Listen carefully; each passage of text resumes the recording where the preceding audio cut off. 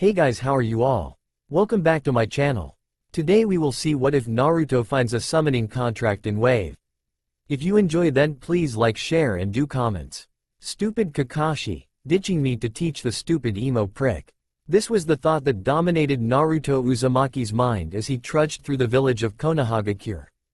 Golden yellow locks, currently let loose without his Hitai-8, shadowed his cerulean blue eyes, his second most distinguishable feature behind the 6 whisker markings on his cheeks.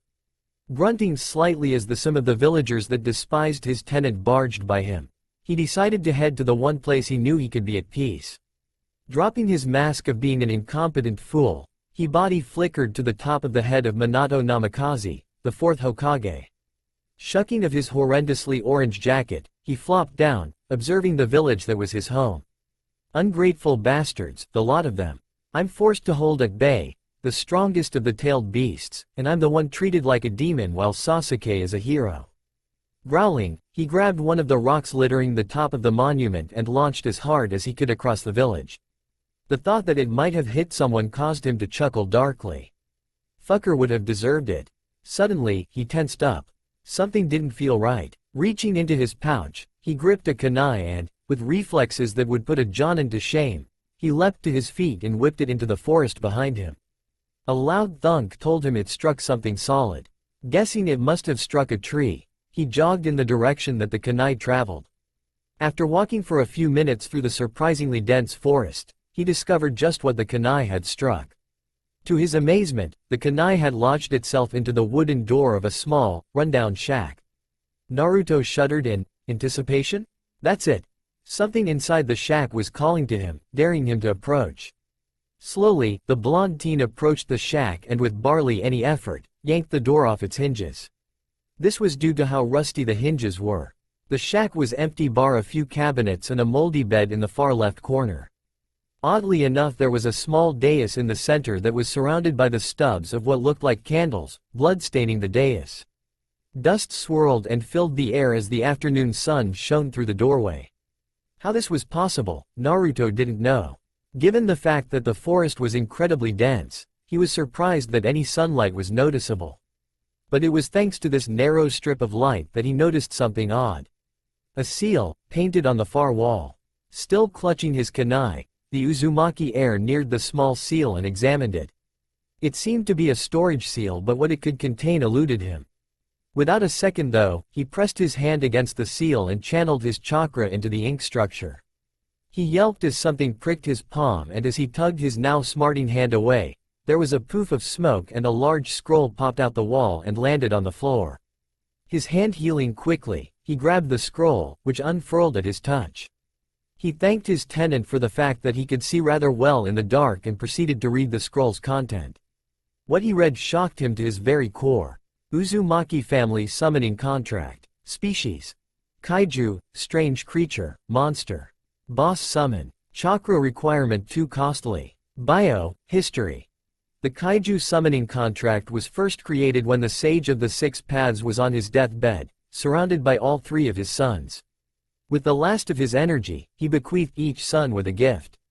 While the middle child, who would go on to form the Senju clan, was gifted with the Wood Release, and the oldest child, who would form the Uchiha clan, had the mutation of the Rinnegan. The Sharingan, the youngest son, who was the founder of the Uzumaki clan, was gifted with the agreeably more destructive and powerful gift, the Kaiju summoning contract. According to legend, before the great cataclysm which forged the elemental nations, there was a world in which there was no chakra. Instead, wars were fought through the use of nuclear weaponry. These weapons were so powerful that even the tailed beast bomb didn't even hold a candle to its destructive force.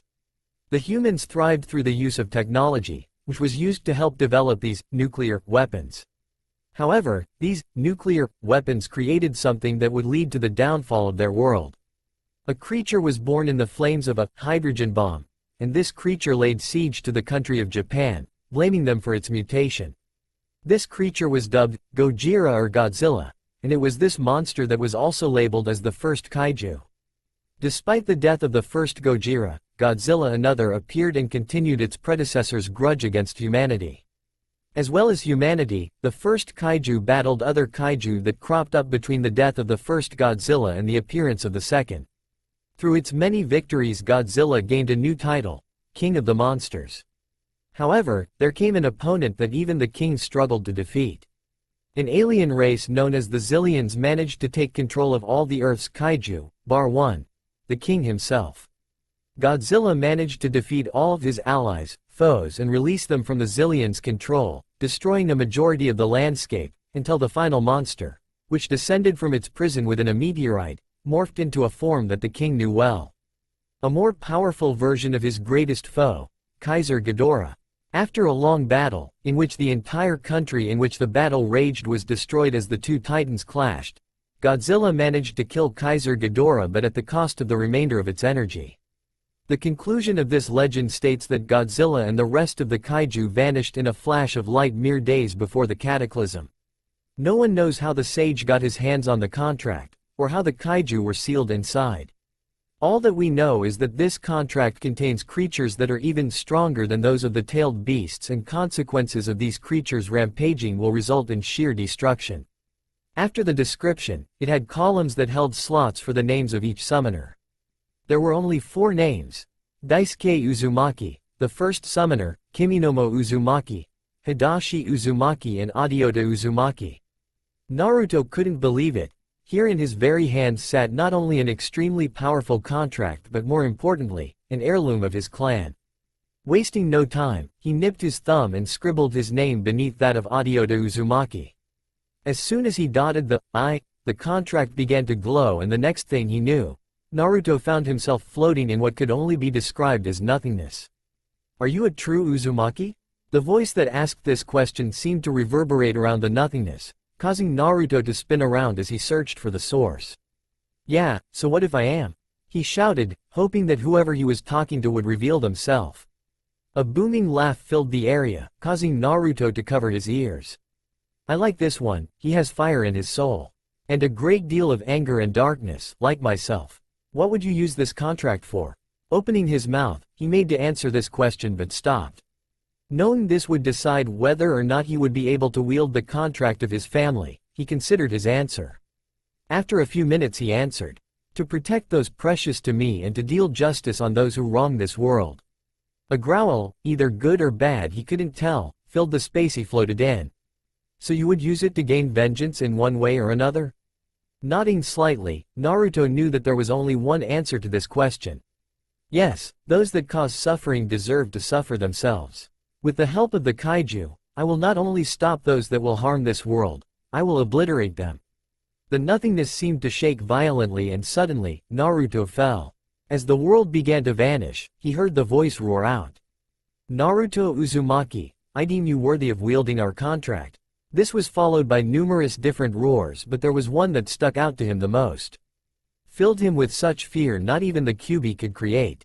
The roar emanated from a large shadow creature. Its malevolent amber eyes were the only thing that Naruto could see. Skrio Uonk. Awaking on the floor of the shack, Naruto could only mutter, "Holy shit." Grinning to himself, he sealed the scroll into one of the seals painted on his pants leg. Without a word he turned and walked out the hut, making his way back to the fort's head. As he gazed over the village, a smirk crossed over his face and a small chuckle escaped his lips. "Get ready, Leaf Village, the Naruto you knew is gone. Prepare for the real Naruto Uzumaki to return." Time skip. 3 days before Chunin exam finals. Panting, Naruto grinned as he finally managed to complete the jutsu he had been working on for the past 4 weeks. Shortly after discovering the kaiju contract, he was forced into studying under the tutelage of Ebisu, a special jonin that dressed completely in black, including a black bandana and black sunglasses. That was, until he met Jiraiya, that is. A towering man, dressed in red robes over green kabuki clothing with a fishnet undershirt and wooden sandals, with white long, spiky white hair held back by a horned hitai 8 with the kanji for oil emblazoned in the center. Ebisu, rather foolishly, decided to try and stop Jiraiya peeping in the hot springs and was dealt with rather easily. Recognizing Naruto, Jiraiya immediately decided that he would become Naruto's new sensei. His reaction to discovering Naruto's contract was certainly humorous. Flashback no jutsu. Alright brat, as your new sensei I'm going to offer you a once-in-a-lifetime opportunity. He bit his thumb, ran through a few hand seals and slammed his bloody hand onto the ground. In a plume of smoke, a toad appeared and spat out a large, familiar scroll. This is the scroll for one of the most powerful summoning contracts in the elemental nations, the Toad Contract. Oddly, to him at least, Naruto seemed to be affronted at this comment. Shrugging, he unfurled the contract and gestured to one of the empty slots. Just write your name, in blood, in one of the slots and you will be recognized as a summoner of the toads. I can't. Jiraiya face faulted. What do you mean you can't? Naruto dug a finger in his ear, cleaned it slightly, and glared at the toad sage. 1. Don't yell at me, and 2. I have a contract. However, these summons are a lot bigger than the toads, smallest being 30 to 40 meters. This caused the sage to gape before grabbing the boy and immediately body flickered to the Hokage's office. Flashback no jutsu. Stupid old man, hiding my rightful inheritance from me. He growled as he ripped of the now useless jumpsuit jacket. The Hokage, after hearing Naruto's story on how he received the contract, first of all tried to ask Naruto to hand over the scroll for examination, and when he refused, he tried to order him instead. The look on the Hokage's face when Naruto claimed that he couldn't demand the scroll as it belonged to the Uzumaki clan. This led to Naruto demanding all Uzumaki clan belongings to be returned to him. Hiruzen tried to make Naruto understand that he was only looking out for him, only for him to physically flinch at Naruto's response of, "Look how that turned out over the years." Jiraiya, furious at how the villagers treated his godson and how Hiruzen had done nothing about it, made Naruto his apprentice and began his tutelage by showing Naruto his birthright along with teaching him how to work with seals and learning his elemental nature. He had wanted to teach him Toad Taijutsu, but as you had to be a summoner to learn that, he improvised. Given how Naruto explained that most kaiju were beings of destruction, he and Naruto worked on creating a new taijutsu form based of Naruto's already suitable use of brawling. By combining the wild but powerful blows with the use of ninjutsu, they managed to create a taijutsu form that could somewhat resemble the drawings in the contract, showing some kaiju fighting. They also learned that Naruto was a wind user, so along with his taijutsu and learning the Rasengan, Jiraiya taught Naruto the wind release, Great Breakthrough, wind release, Gale Palm and wind release, pressure damage. While mastering not only his wind chakra but an A, B and 2 C rank jutsu seemed impossible in a month for a genin, let alone a chunin, Naruto had a little help through the use of shadow clones. Thanks to both Jiraiya and the shadow clones, Naruto was definitely ready for the finals. Kakashi, Sasuke, everyone, prepare to witness my power. Day of the Chunin exam finals, stadium. The chatter of the onlookers filled the circular stadium as the villagers poured into the stands in order to watch the finals of the Chunin exams. Mostly to watch the last loyal Uchiha fight the son of the fourth Kage. Although most noticed that Sasuke wasn't present down in the center, some noticed something else that was wrong with the lineup. "Sakura, where's Naruto?" asked Ino, a girl with pale blue pupilless eyes and platinum blonde hair done up in a ponytail, dressed in an orange t-shirt and yellow shorts. Sakura, a girl the same age as Ino, with emerald green eyes and shoulder-length bubblegum pink hair, wearing a red battle dress and biker shorts, turned to her friend. "I've no idea. I doubt he chickened out though, he seemed pissed at Neji." Suddenly a small tornado appeared in the center of the stadium, kicking up a lot of dust, and when it died down, it revealed a familiar shock of blonde hair. "Sorry I'm late, had some last-minute business to take care of." This statement was met with total silence as everyone took in his appearance. He had grown quite a bit, standing at 5 feet 6, and his hair had grown even shaggier, with 2 slight bangs growing at the both sides of his face. Amazingly, his jumpsuit was replaced by a black, leather trench coat, a dark blue shirt with fishnet under armor, gray cargo pants with the cuff tucked into a pair of black combat sandals, which had steel covering over his toes. Scrolls seemed to be hanging from his hips and his Hades 8 hung around his neck. Everyone continued to stare at him, different thoughts running through their minds. "This is the demon brat? He looks like a younger fourth? That's Naruto? How, he looks cute. Minato, if only you could see your son now. Wow, Naruto looks badass. Mother wants your blood, Uzumaki." Yosh. Naruto's flames of youth seemed to burn brighter than ever. Wow, Naruto's hot. This was spoken out loud, and given how quiet the stadium was, everyone heard it. Nice of you to say, Ino, you're pretty good looking too. Called back a smirking Uzumaki, causing a slight blush to creep up his fellow blonde's cheeks. The proctor, who also had been stunned by Naruto's appearance, managed to snap out of his daze, stepped forward and cleared his throat. For the finals I will be your proctor. My name is Genma Shiranui. Will Naruto Uzumaki and Neji Hyuga remain in the arena? The rest of you, go up to the contestants box.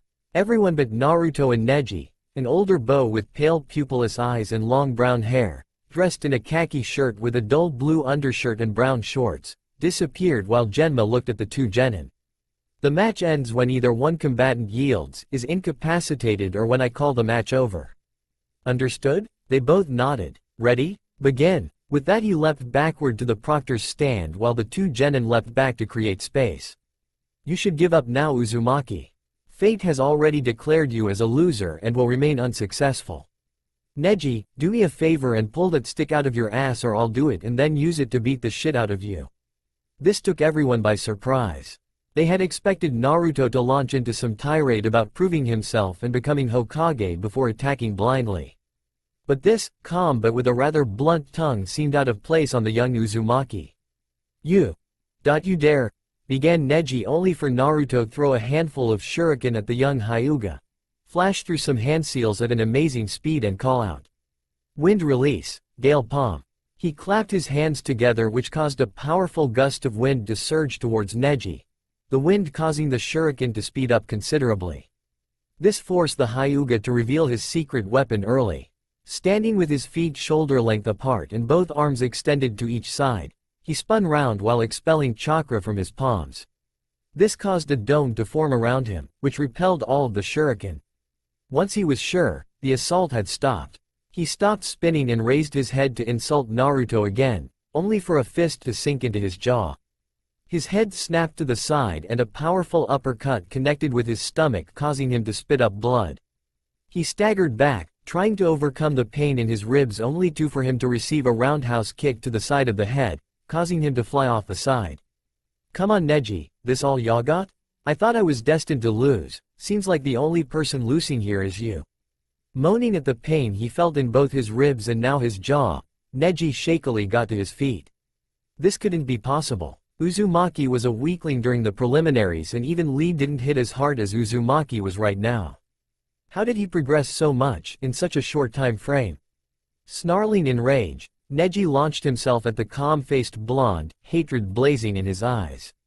As he was a foot away, the last Uzumaki whipped one of his scrolls from his hip and wrenched it open. Activating his Byakugan, he noticed chakra being channeled into the scroll, causing him to try and increase his speed. However, it was too late as, smirking, Naruto roared. Release. A beam of bright blue chakra shot out of the scroll and slammed into the already damaged ribs of the Hyuga prodigy. This caused several of the ribs to snap while also blasting the Hyuga into the wall, causing a shroud of dust to envelop his form. After a minute, the dust settled and Neji was seen to be on the brink of unconsciousness. In the blink of an eye, Naruto was at Neji's side. A kunai held to his throat.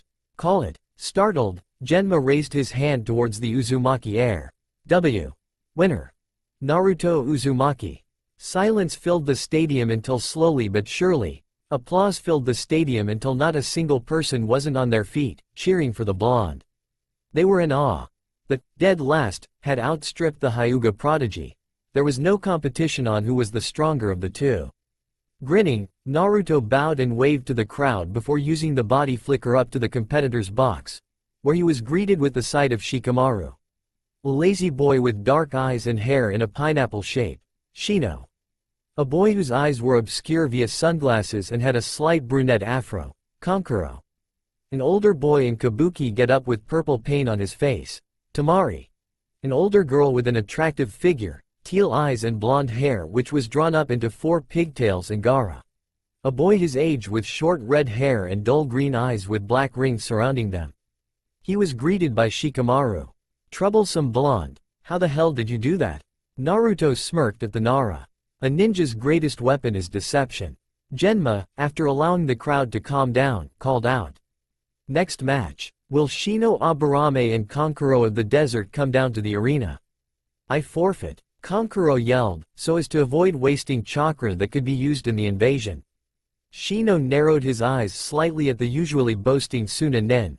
Amongst that booing and cat-calling of the villagers, Genma could be heard announcing Shino as the victor and calling for the next two competitors.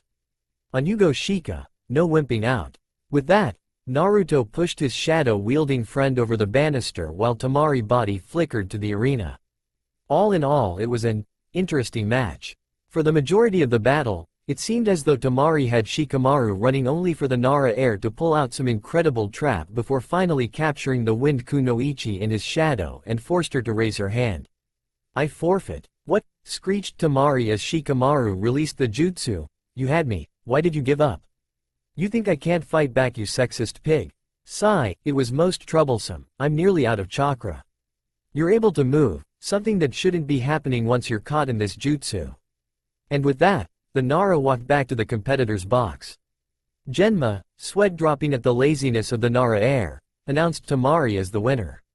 Suddenly a whirlwind of leaves kicked up, and when it disappeared, it revealed Sasuke and Kakashi standing back to back. Sasuke, dressed in a black one-piece outfit with black shorts and belts on one arm with bangs reaching his chin. And you are? Asked Genma, knowing full well who the black-garbed shinobi was. Sasuke. Uchiha. Sorry we're late, got lost on the road of life. Kakashi said in a bored tone before appearing in the competitor's box.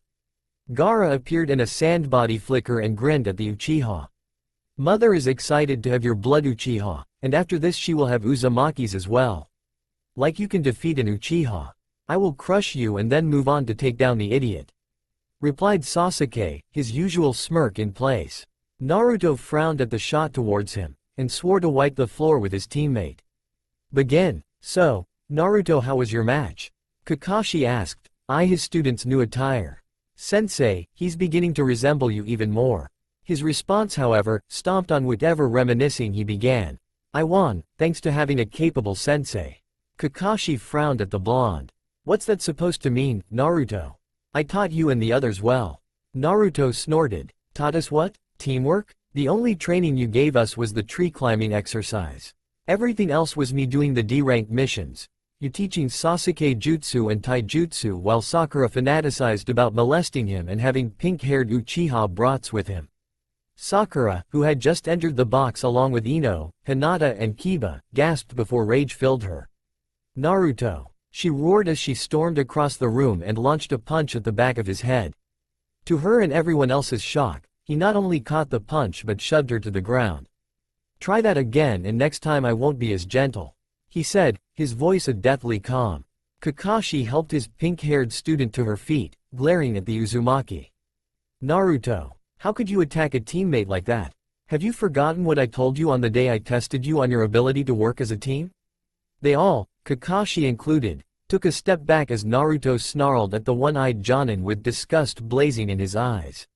With that, you just lost the right to speak with me, Hitaki. If abandoning your teammates makes you less than trash, what does abandoning one your students make you? At that he turned to face Shikamaru, leaving a shocked Kakashi who looked as though he had just been slapped. Mind telling me how you used that beam of chakra? Asked the shadow user, who was glad that his friend was dropping his mask. Naruto grinned at the boy. Jiraiya taught me some seals during the break, so I designed one that allowed me to siphon chakra into it and when released, transform it into a powerful blast. And given how dense my chakra is, the effects can be devas. He was broken off as a chirping filled the air, shortly followed by a squelching sound. Naruto whirled round to face the arena only to hear Gaara's blood-curdling shriek. My blood, it's my blood. Feathers began to fall from the sky as fatigue began to settle over everyone. Naruto began to nod off only to feel a burning sensation on his left wrist. Growling, he whipped out a kunai and proceeded to drag the blade across the back of his hand. The pain jarred him awake, and pissed him off. The wound healed immediately and he glanced at his wrist, silently thanked Jiraiya for the seal that detects genjutsu in use. Explosions rocked the Hidden Leaf village as sound and sand nins swarmed the village, intent on killing all those inside. As he watched the carnage fill the village, he sensed a malevolent presence behind him. Snarling, he whipped out a kunai and launched it at a sand nin that had snuck up behind Sakura and Ino. They, along with the others in the competitor's box, awoke to hear the squelch of the kunai burying itself into the man's eye. The two kunoichi screamed and leapt back from the body, shock clear on their faces. They snapped out of their shock when Naruto thrust two pouches into their hands. "What are these?"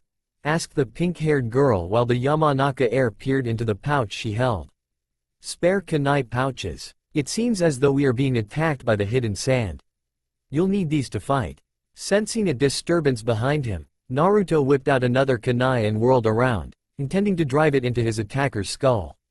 Only for it to be caught by a serious-looking Kakashi. "Kakashi-sensei," yelped Sakura, while the man stared into Naruto's hardened eyes. "Sakura, I want you to take Hinata, Kiba and Ino and go help evacuate the civilians." He turned to face Shikamaru. "I want you, Shino and Naruto to go after Sasuke and Gaara. I doubt Sasuke will be able to take on a container when using their tenant's power." Without glancing back, the three boys vanished while the others ran off to help with the village. Leaving Kakashi to help fight of the higher-leveled ninja. Leaving Shikamaru and Shino to deal with two of the Sand siblings, Naruto continued on, using his senses to find Gaara. The scene he descended upon was not a pretty one. Sasuke lay against a tree, blood dripping from a slash just above his eye. His outfit was shredded in several places and one of his legs was bent at an awkward angle. Gaara's appearance, however, was deeply disturbing. His sand had wrapped around the left side of his upper body while his head had taken the appearance of the one-tailed Shukaku. Launching himself from the branch he was crouched on, Naruto landed a powerful roundhouse kick at Gaara, knocking him away from the downed Sasuke. While Gaara regained his bearings, Naruto summoned a shadow clone and had it take away the barley-conscious Uchiha. "What do you think you are doing, Uzumaki?" snarled the enraged Jinchuriki. Naruto smirked at the sand nin, sinking into the opening stance of the kaiju style of taijutsu he and Jiraiya created. Feet spread shoulder-length apart with both legs bent and the left leg dug back, arms bent with the left slightly raised and both hands held in a clawed shape. "You attacked my village. While most of these assholes deserve it, there are some people who are precious to me and that is where you pissed me off." With that, he vanished only to reappear in front of Gaara, his fist millimeters from his face. Luckily, for Gaara, the redhead's sand had stopped the blow. Growling, Naruto raised his leg and tried to plant it into the teen's stomach. This too was blocked, but Gaara was weary of the predatory smirk on his fellow Jinchuriki's face. Channeling chakra into the leg still grounded, he rotated his body and backflipped away from the sand nin. Unfortunately for Gaara, he didn't release his sand's grip. This meant that as Naruto flipped, he is lifted from his feet and slammed into the ground face first. Snarling, he launched a wave of his sand at the blonde leaf nin who dodged it without any trouble. This continued for a few minutes before Gaara gave in to his rage. "Enough!" he roared, his ki spiking so fast that Naruto faltered slightly. This has proved to be a mistake. Sand gathered around Gaara until it morphed into the towering form of the one-tailed beast, Shukaku the Sand Spirit. A large mass of sand with blue veins covering its entire body and black markings around its yellow eyes. Atop his head, Gaara was submerged to the waist in the sand and sped through a string of hand seals and called out, "Play possum jutsu." This caused Gaara's head to bob forward and the Shukaku's eyes to glow an eerie yellow. "Woohoo! I'm finally out. And here's someone I want to kill." Lowering his head in the direction of Naruto, the towering Tanuki called out, "Wind style." "Wind bullet." Sucking in a deep breath of air, Shukaku pounded his stomach before sending a barrage of compressed balls of air down to the now tiny ninja. A column of smoke belched into the air as each ball slammed into the ground. A few minutes passed and the dust began to fade. Satisfied that his target was dead, the large Tanuki turned in the direction of the village only to freeze as an incredibly familiar chakra filled the air, followed by a roar of summoning jutsu. An immense plume of smoke filled the air again before it was followed by a terrifying roar. Skrio Uonk. As the smoke died down, Shukaku and the ninja on the ground were treated to a truly terrifying sight. A creature, bearing a resemblance of a cross between a T-Rex and a Stegosaurus, with black leathery skin, 3 rows of spiky dorsal fins running down its back and malevolent amber eyes towered over the visibly trembling Shukaku. While Shukaku stood at round about 30 to 35 meters tall, this creature stood at a mighty 100 meters tall. The creature reared its head back and let out another bone-rattling roar. "So you're Godzilla, huh?" murmured Naruto as he sat on the creature's shoulder, staring at it in awe of its powerful aura.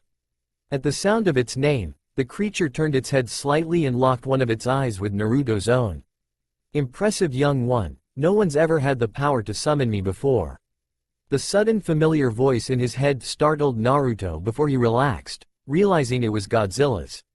"So I take it you are the boss of the kaiju contract." Godzilla nodded before turning his attention to Shukaku, who was rooted to the spot. "And what, pray tell me, is this creature? It has a rather odd but weak aura of power." "That is Shukaku, the one-tailed beast. They're sort of what replaced the kaiju after the Great Cataclysm." Godzilla snorted before turning his complete attention on the scared-tailed beast. "So I best show the other humans what a real monster can do then." Before he could do anything though, Naruto spoke up. "Be careful though. On his head there is a boy. He is the Shukaku's container. You can do anything you want to Shukaku, but if you kill him our world will erupt into war." Godzilla seemed to contemplate what he said before flashing what seemed to be his attempt at a grin. To others it was a truly horrifying snarl. "As long as I hit the body but avoid the head, you'll be good." "Okay kid, I've been waiting to do this for centuries." Before Naruto could ask just what he wanted to do, Godzilla's dorsal fins began to glow an eerie blue. His mouth began to glow a similar color. What happened next could only be described as awesome, in Naruto's opinion. A bright blue beam of energy blasted for Godzilla's jaws and punctured through Shukaku's stomach, eradicating the majority of his body. Shukaku screamed in both pain and pure fear as he collapsed. Naruto, seizing the opportunity, leapt off Godzilla's shoulder as he continued to fire his beam of light. Hurtling towards the still screaming head of Shukaku, Naruto channeled chakra to his legs before slamming into the mass of sand. As the sand cloud that formed as he landed settled down, Naruto sped to the unconscious Gaara. His fist cocked back. "Wake up you bastard." Wham! Naruto sank his fist into Gaara's jaw, forcing the boy awake and causing the Shukaku to dispel, its screams echoing in the air. Seeing his enemy gone, Godzilla let out another roar of "Screo Uonk" and dispelled itself, all the while thinking about how entertaining Naruto was going to be. The two boys crashed into the ground and tumbled away from each other. Gaara skidded to a stop while Naruto slammed into a tree. "Aw fuck," he hissed, before shakily getting to his feet. His left arm hung limply from the crash. Grunting, he limped over to the downed Gaara who, upon noticing the approaching Naruto, began to back away in terror. "No, no. Stay back. I can't let you erase my existence." Naruto stopped a foot away from him, letting a painful chuckle escape his lips. "Idiot, I'm not gonna kill you. While I might not have had it as bad as you, I could have ended up like you. But I had people who helped me, who became precious to me. It's them whom I fight for, so as to keep them safe from harm." This confused the sand Jinchuriki, but before he could say anything, Temari and Kankuro appeared from the tree. Both of them looked beaten and exhausted. "Gaara," cried Temari as she rushed to her brother's side, "are you okay?" She glared at Naruto, taking an aggressive stance and reaching for her fan. "You bastard. I'll kill why?" "No," Gaara yelled, shocking his sister as he grabbed her wrist. "No, Uzumaki defeated me. The invasion is a bust. Let us return to the hidden sand." Tenderly, Temari lifted her brother to his feet. Kankuro rushed to Gaara's other side to keep him steady.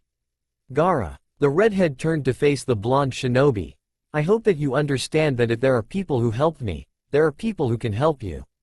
To start, let me be your friend." Gaara stared at the Nine Tails Jinchuriki before smiling at him. "Naruto Uzumaki, thank you. Let us go Temari, Kankuro." As they left, Gaara thought over what Naruto had said, someone precious. But who could that be? He glanced at his sibling, each with a look of worry on their faces. "Maybe I can start with you, Temari, Kankuro." Naruto watched as the three siblings departed before eventually collapsing for sheer exhaustion. Naruto sighed as he stared at the Hokage Memorial Stone. Unlike the stone Kakashi stared at, This one held the names of each Hokage and their families embedded into a beautiful white marble stone. A name in particular stood out to the teen. Hiruzen Sarutobi. Old man, guess we ended it pretty badly, huh? A tear began to roll down his cheek. Memories of his time with the third Hokage playing over in his mind. You were supposed to be the one who swore me in to be Hokage. You were supposed to watch me grow. He sunk to his knees, tears now streaming down his cheeks. He punched the ground, both hands curled into fists. Damn it! He screamed, anguish and grief tearing at his heart. This wasn't the way it was supposed to go. I never even got to say goodbye, or that I was sorry. He was sorry too. Naruto whipped round to see Jiraiya, who also had a few tears in his eyes. The Toad Sage approached the boy and sat beside him, wrapping an arm around the boy. I managed to get there just before he died. You know what his last words were? He saw the blonde teen look up at him and continued. He said, "Tell Naruto that I'm sorry that I won't see him become Hokage. That I want him to look after Konohamaru, to treat him as his own younger brother. Tell him not to wallow in grief but to live on and accomplish his dream. That was his dying wish, not for the village to be looked after, but for you to be happy." Naruto sat in silence, processing the information that Jiraiya had told him. As the Toad Sage got up he asked, "Who will be Hokage?" Jiraiya smiled slightly. "Not you just yet, kid. The old man wanted either me or my teammate Tsunade to take over. I've got my spy network, so tomorrow I'm leaving to find Tsunade." He turned to leave but, again, he was stopped by Naruto. "I want to come." Jiraiya stared at him in surprise. "What was that?" "I want to help you find Tsunade." "And why would you want to do that?" Naruto got to his feet and stared the perverted sage in the eye. Jiraiya was taken aback at how much he resembled Minato. The old man isn't here to protect the leaf anymore. To make it up to him, if I can't be Hokage, then I'll be damned if I can't help the new one defend the village. Jiraiya remained silent throughout his explanation. Naruto was slightly worried at his silence before Jiraiya, while walking away, called out, "Northgate, 0700 hours. Got it, brat." Smiling, Naruto nodded before calling back, "Got it, Jiraiya-sensei." At this Jiraiya smiled before turning to the blonde and motioning him to walk with him. Grinning, the blonde ran to catch up with the man, not knowing that this was the beginning of one of the world's greatest legends.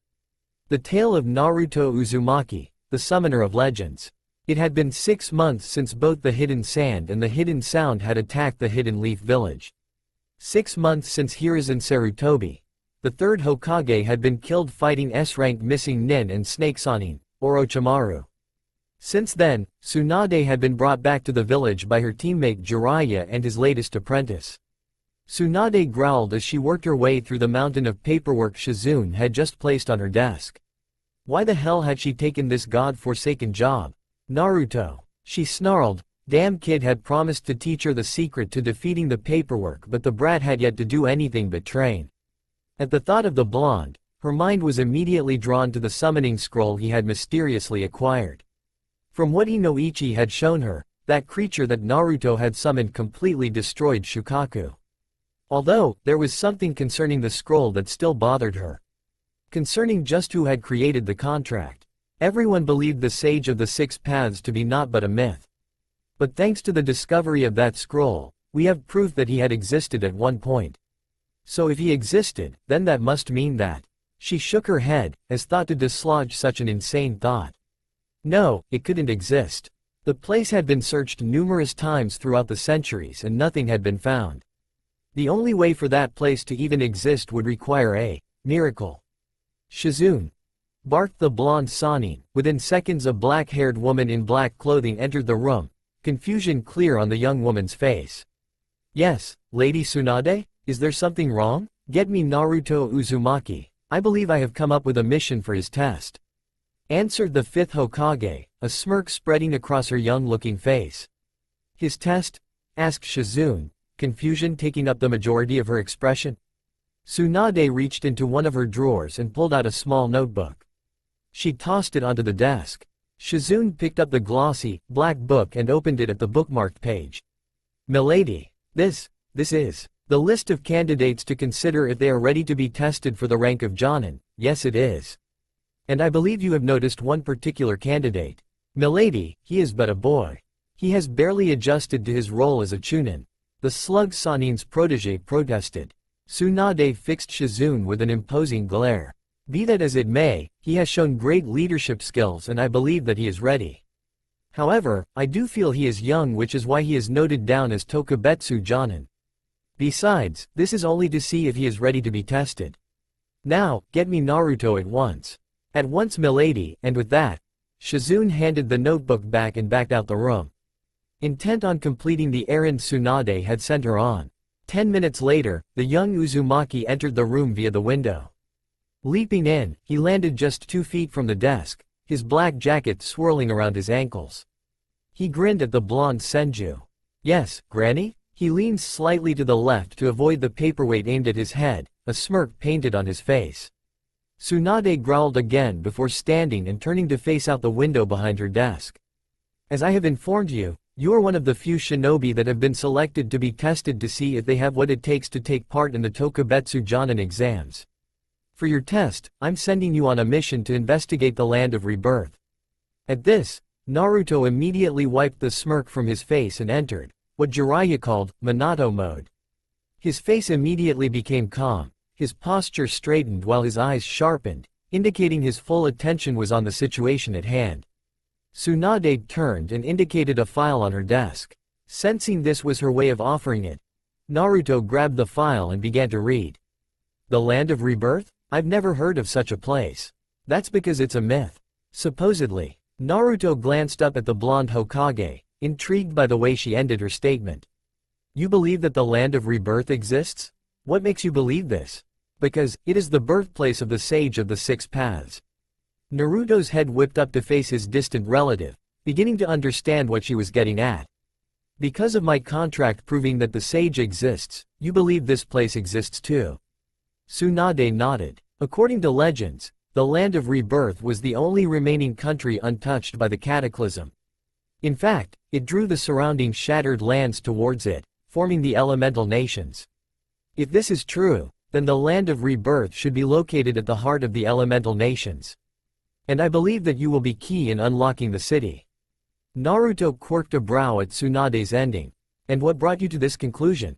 You are an Uzumaki, and according to all recordings of any digs there hasn't been a single Uzumaki recorded at the site. Comprehension dawned upon the Jinchuriki's face before he nodded. I accept this mission. Request to know choices for squad members, Lady Tsunade. Granted, the slug princess replied, pulling a stack of files from her drawer and handing them to the kaiju summoner. Naruto began to read through the selected shinobi. Name: Shikamaru Nara. Ninja registration: 012611. Rank: Chunin. Classification: Strategist. Cage notes: excellent at problem solving. If not leader, then best used as a second in command. Most likely kept back from the front lines, while his clan's shadow jutsu can be useful in capturing hostages. Name: Ino Yamanaka. Ninja registration: 012604. Rank: Genin. Classification: Sensor type: Interrogator and Medic Nin. Cage notes: while short-tempered and loud, Yamanaka is capable of handling bandits, mercenaries and rouge nin. As she is the daughter of Inoichi, Ino has been taught several of the Yamanaka clan's interrogation jutsus, making her a worthy choice. Name: Sai. The files all had similar layout, and while they were interesting, one thing bothered him. Lady Tsunade, most of these shinobi are genin. Surely you're not asking me to bring genin on what seems like a B-rank bordering a rank mission. And this site person has zero information on him, that shouldn't be possible. Tsunade smiled at Naruto's worry of having one of his friends hurt. While that is a possibility, Chunin Uzumaki, I have picked a Jonin who will be a part of your team. While you will act as leader, they will serve as your examiner, judging your ability as both a ninja and a team leader. Nodding to himself, satisfied, he read over each file carefully. 5 minutes later, he handed her 3 files. Tsunade took them and looked over his choices. Shikamaru Nara, Ino Yamanaka and Shino Aburame. Interesting choices. May I ask why you picked these shinobi? Naruto nodded before clearing his throat. Shikamaru was picked for his strategic ability. I have known Shikamaru for many years and he is one of the best strategists I have ever seen. Even giving the old man a hard time during shogi. Ino Yamanaka was chosen for her interrogation jutsus. In the academy, she was one of the nosiest people I knew. Having to find every detail of gossip she could. I believe this has carried over to her ability as an interrogator, trying to wring every secret from enemy shinobi. Shino Aburame was selected for his ability to use his bugs as a form of information gathering. While my shadow clones could cover that, I am more a heavy hitter while Shino is well used to hiding in the shadows, analyzing every detail surrounding him. Tsunade considered his reasoning, nodding as the information proved sound. Agreed, bear. An Anbu with a bear mask appeared at her side. Get me Shino Aburame, Shikamaru Nara and Ino Yamanaka. And Kakashi Hitaki as well. Lady Tsunade, began Naruto only for the blonde cage to cut him off. As Kakashi is a jonin, I am having him fill in as your examiner. That won't be a problem, will it? It wasn't a question, it was a statement. Of course not, Lady Tsunade. They remained there in silence until the door to the office opened and the four shinobi entered the room. Ino, of course, was the first to speak. Is there something wrong, Lady Tsunade? Instead of answering, Tsunade motioned for Naruto to speak. Clearing his throat, he faced the four standing before him. I have selected you to accompany me on a mission of dire importance. He handed each of them a copy of the file Tsunade had given him. While the three younger shinobi were confused by the name of their destination, Kakashi's lone eye widened in shock. The Land of Rebirth is considered a myth. No one has ever found it. As the Hokage explained to me, many thought the sage to be a myth as well. This was disproven thanks to my summoning contract. Lady Tsunade hopes that the Land of Rebirth is real too. Clicking his fingers, he activated the seals on the files, causing them to burst into flames. Meet me at the North Gate at 1300 hours. Pack for a 3-day trip. Make sure to stock up on weapons. Our destination lies at the very border of Fire Country and Rice Country. Only 3 days? But this place is supposed to be in the heart of the Elemental Nation. How are we supposed to get there? Naruto smirked at the incredulous look on Ino's face. Simple, my new friends can help us get there in no time. And with that, the kaiju summoner vanished in a wind-water body flicker. I gotta ask how he mixes two elements together in a body flicker. Mused Kakashi as he left via the window, leaving the lone Chunin and two genin to stare at the space that once held Naruto in surprise. Sighing, Naruto glanced at his watch. They were late. Even Kakashi was on time and he seemed to be observing the irritated Uzumaki. Growling slightly, he formed a familiar hand seal. Shadow Clone Jutsu. In a burst of smoke, Naruto summoned 3 doppelgangers and ordered them to find his missing squad members. Without a word, the 3 clones vanished in wind body flickers and returned 10 minutes later carrying the 3 disgruntled ninja. What's the big idea, Naruto? I was getting my beauty sleep when why? She was cut off as a brief spike of ki filled the air. Shuddering, they took in Naruto's pissed off expression and knew they had messed up. What part of meet me at the North Gate at 1300 hours do you fail to comprehend? Shikamaru I can understand and even Ino, but Shino.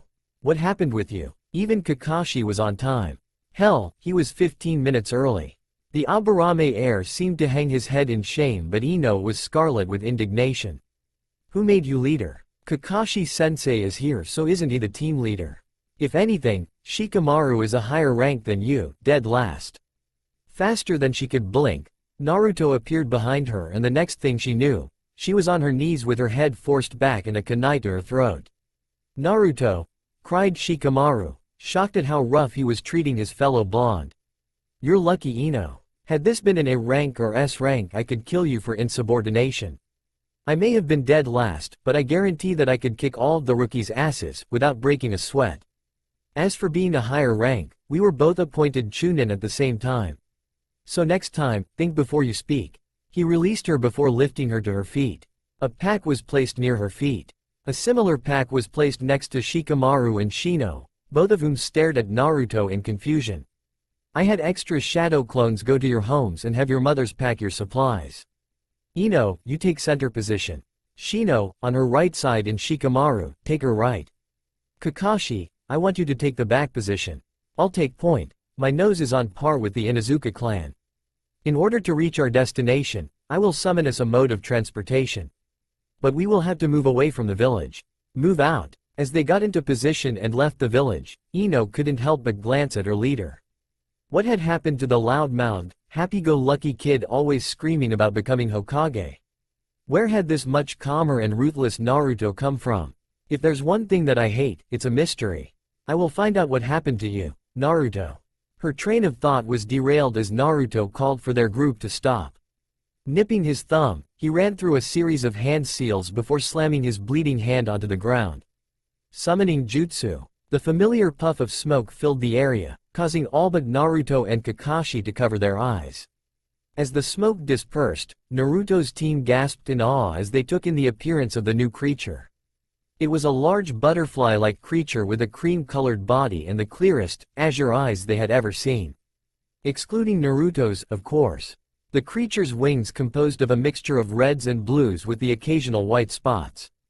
If he had to guess, Naruto would place its length at around 70 to 75 meters long.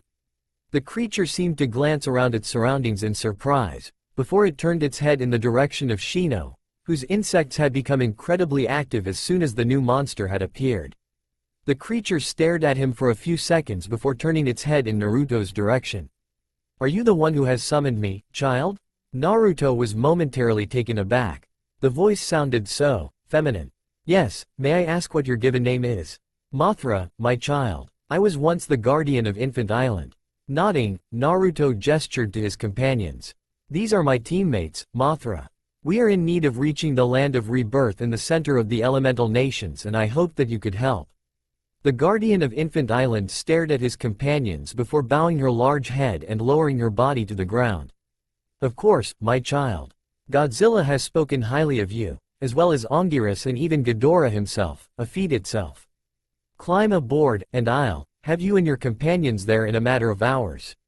Grinning, Naruto gestured for his team to climb aboard the large moth kaiju, he himself taking a place atop Mothra's round head.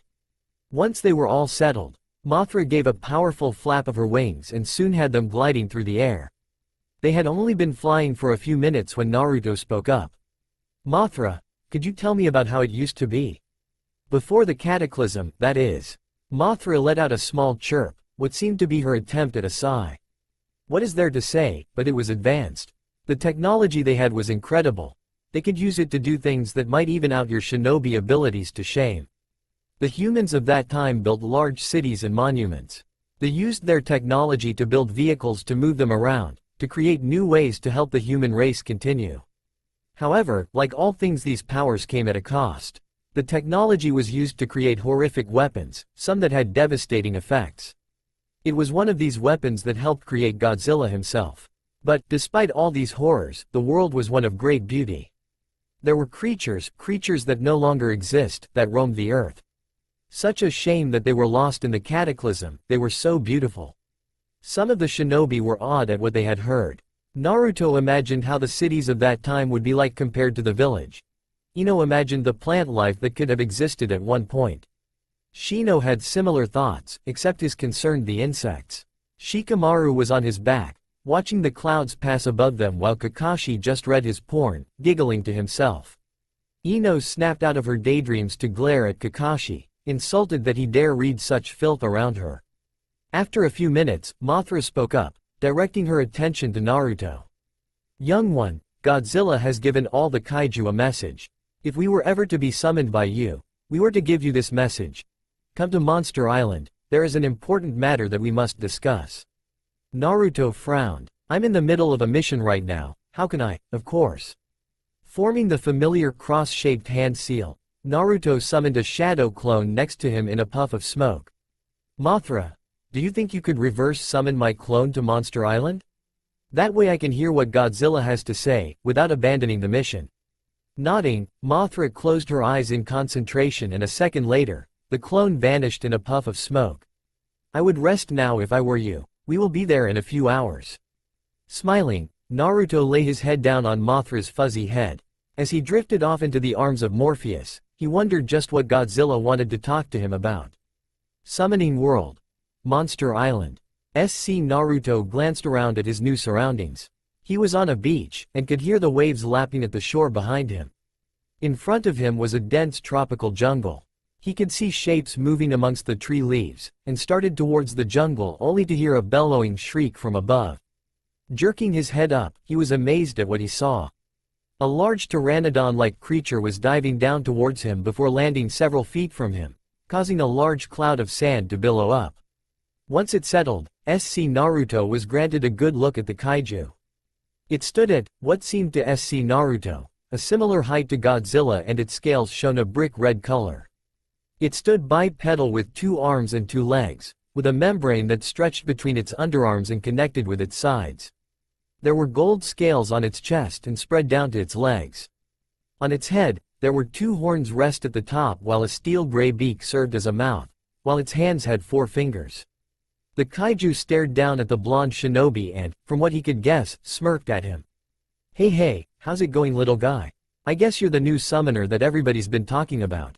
From the sound of the kaiju's voice, SC Naruto deduced it to be male. "Yeah, I'm Naruto Uzumaki. And you are? Name's Roden, kid. I believe you're here to see the big G, eh?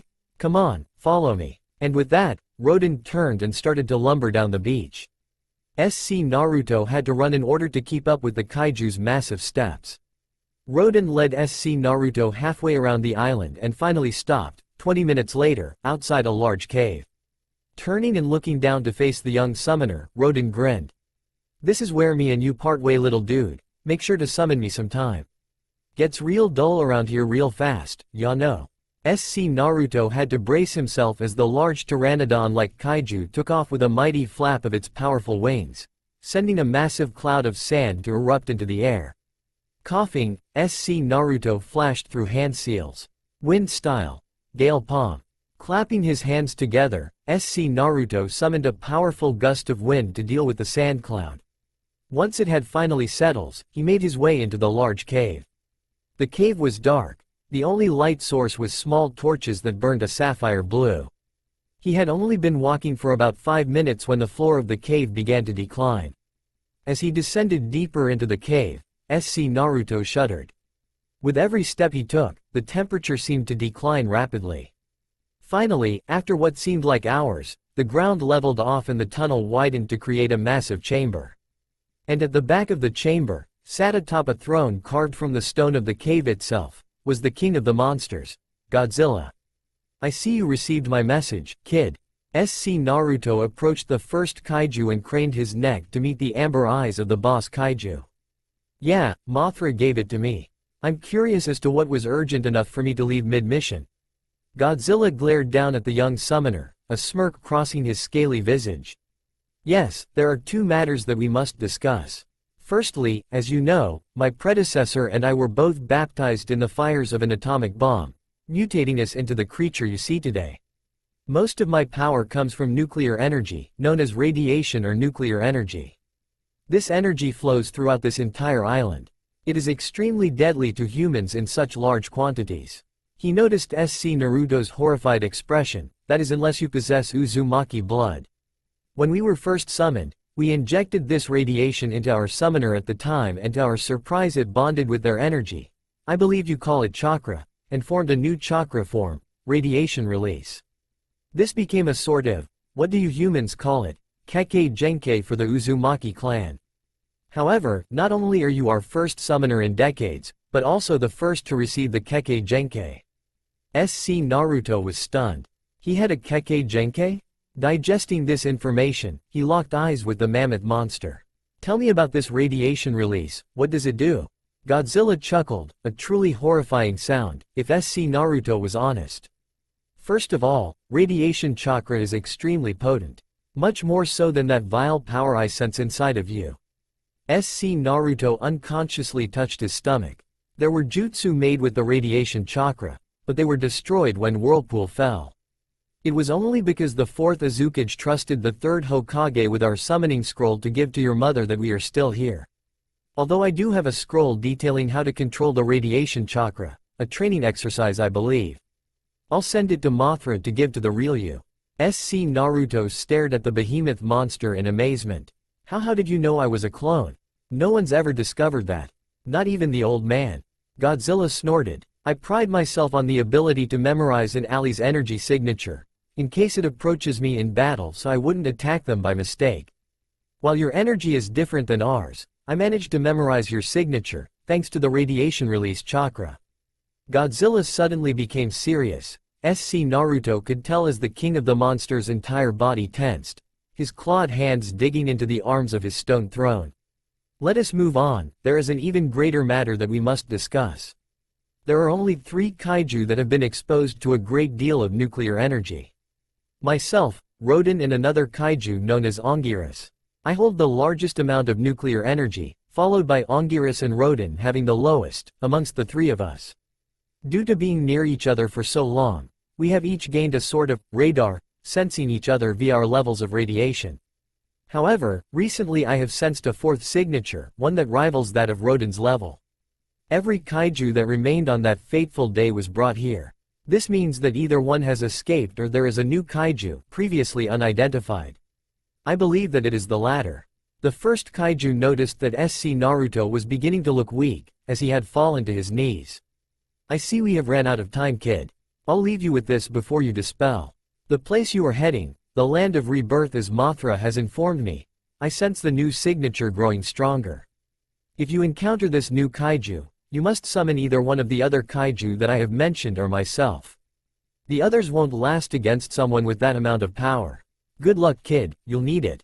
With that, the shadow clone popped in a burst of smoke, leaving the king of the monsters to ponder what kind of kaiju could be running amok. I wonder. No, it couldn't be. I killed him personally, damn pretender. Unless he laid eggs back in Sydney. Could one have survived? Naruto's eyes snapped open as he received the clone's memories. He sat bolt right up, startling his companions, but he paid them no attention. Instead, he went over his discussion with Godzilla in his mind. So not only do I have a Kekkei Genkai, but there is a new kaiju on the loose. Well, that wasn't expected, but not to worry. As Godzilla said, I just need to summon either him or one of his friends. Anyway, this radiation release sounds pretty awesome. I wonder. He was brought out of his musings when he felt his shoulder being shaken, gently. Naruto? Earth to Naruto. Naruto, you in there? Turning slightly, he locked eyes with the bright blue orbs of Ino Yamanaka. Concern seemed to flash across her eyes as she stared at him. Naruto smiled sheepishly. Sorry, guess I had a lot on my mind. His expression suddenly became serious as he looked to Kakashi. We've got a problem. The one-eyed Jonin looked up from his orange-bound book, the slight tensing of his muscle contrasting with his lazy stance. Whatever he was expecting, it was not what Naruto came out with. There's a kaiju on the loose. Kakashi dropped his book. Shikamaru sat up. Shino whipped his head around to face the blonde summoner and Ino gasped. Even Mothra showed a reaction, given how she lost altitude for 2 or 3 seconds. Kakashi's eye narrowed as he faced his former student. You're sure about this? The blonde nodded. According to Godzilla, apart from him there are 2 other kaiju who contain high levels of an energy called radiation. According to him, there is a 4th energy signature and it's wandering the elemental nations. And Kakashi, he paused slightly, to allow the information to sink in before adding, it's in the land of rebirth. Are you serious? Ino yelped as she stared incredulously at her fellow blonde. So not only do we have to find some weird new land, but we also might have to fight one of your freaky monster things. She shrank back slightly at the glare Naruto sent her, and she nearly screamed as she saw his eyes change slightly. Unbeknownst to the others, as Ino blocked their view of Naruto's face, and Naruto himself, he had unconsciously called upon the radiation chakra inside him, the bloodline having unlocked upon having the clone disperse. It turns out that the radiation that filled Monster Island served as the catalyst. Upon calling on the chakra, his eyes had switched from a calming azure blue to a burning orange. They had only switched color for a few seconds and it was only the shock of the sudden change that stopped Ino from screaming. I would prefer if you didn't refer to the kaiju as freaky monsters, if you don't mind, Ino. Naruto said coldly, turning his attention to Mothra, who seemed to be focused on something below them. Something wrong? I sense a strange power below us, it's familiar. Something I've not felt in a century. Naruto turned to look at his squad. Buckle up. Mothra, take us down please. Hang on, my child. And with that, the divine moth kaiju began her descent. Thank you, Mothra. Please, Tell Godzilla that I've taken his advice on listening to his warning concerning this new kaiju. Of course, young one. But beware. I sense an ominous presence not including this kaiju. Take care of yourself, something is not right here. The kaiju then vanished in the familiar puff of smoke. Once she had vanished, Naruto looked over his squad. Right then, according to Mothra, we should be close to a large cave system. She believes that no one has found the land of rebirth because it sunk beneath the earth upon the death of the sage. Use formation Theta. With that, they sank into formation with Naruto in the front, Ino behind him with Kakashi taking the rear of the group and Shikamaru and Shino flanking Ino. They leapt into the trees surrounding them and sped through the treetops. Time skip. 3 hours. Let's stop for now, guys. It's getting late, let's set up camp for the night.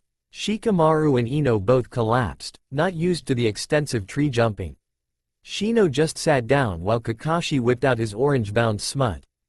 Glancing at his comrades, he sighed before summoning 7 shadow clones. You, gather some firewood for us. You, search for the nearest water supply. You can set up traps while the remaining 4 create a perimeter. He gestured at each clone as he allocated the required jobs. Nodding, the 7 mirror images vanished as they left to perform their duties. Turning to his squad members, he cleared his throat. We'll remain here for the rest of the night. We leave at first light tomorrow. Also, there will be no need for a guard as I have clones on lookout who will alert me to the first sign of trouble. With that, the blonde Uzumaki leapt onto a nearby branch and began to meditate. Mindscape. Cracking open his eyelids, he was greeted to the familiar sight of a sewer tunnel. However, there was a slight aesthetical change. Usually there were 3 pipes on the wall. One of them was medium-sized while there were 2 massive pipes at the top, one slightly bigger than the other. The bigger pipe shone a menacing red while the other large pipe had a cool, bright blue aura. These pipes symbolized the main chakra sources that ran through his system, his own chakra reserve and the 9 tails chakra that continuously allowed slivers of demonic chakra to filter into his own reserves. A third, smaller pipe had a white aura shimmering around it, symbolizing the wind chakra that he had naturally developed. A new, slightly larger pipe had appeared just below the pipe symbolizing his wind release chakra. This represented the newly awakened radiation release chakra that now ran through his body. As he approached the newly formed pipe, he found himself being lured down a familiar pathway leading to a gigantic cage, a slip of paper in the center bearing the kanji for seal. So my pathetic jailer has decided to return after all. I was under the pretense that you feared me. The large, grinning face of the 9-tailed demon fox loomed out of the darkness of his prison, leering at Naruto's tinier form. The blonde Uzumaki smirked at the large creature. If I don't fear Godzilla, what makes you think I would fear a lesser creature like you? Clang! The 9 tails slammed one of his clawed hands against his prison as a bellowing snarl erupted from his throat. How dare you compare the mighty 9-tailed demon fox, with your prehistoric fossil? A prehistoric fossil that could kick your ass, stated Naruto, a smirk spreading across his features as he met the monster fox's crimson eyes. The 9-tail snarl seemed to grow as hatred blazed in his eyes. Before he could start ranting, Naruto spoke up. So any reason that you drew me here? I was perfectly fine with training my senses more. The 9-tails snorted before lowering himself down on his forearms, locking one of his large crimson orbs with Naruto's defiant cerulean orbs. TCH, insolent human. The reason I summoned you here is that I sensed an anomaly with your chakra coils. When I investigated, imagine my surprise when I sensed not 3 but 4 chakra signatures running around your system, 3 of them belonging to you. What, scared that it might be something that you can't control? The fox slammed his clawed appendage against the bars again, fury burning in his scarlet eyes. How dare you, pathetic human. Anything that kills you kills me as well, so if this new chakra will affect you, I need to deal with it. He was silenced as a blast of blue chakra slammed into the demon fox's gut, sending him crashing to the watery floor. Shaking his great head, he looked out of his cage only to see a large shadowy figure standing behind Naruto, its back glowing an eerie blue as malevolent amber eyes glared into his crimson orbs. The figure then dissipated into the shadows as Naruto chuckled. I'd watch what you say, fox, or else I might just have to introduce you to my prehistoric fossil sometime.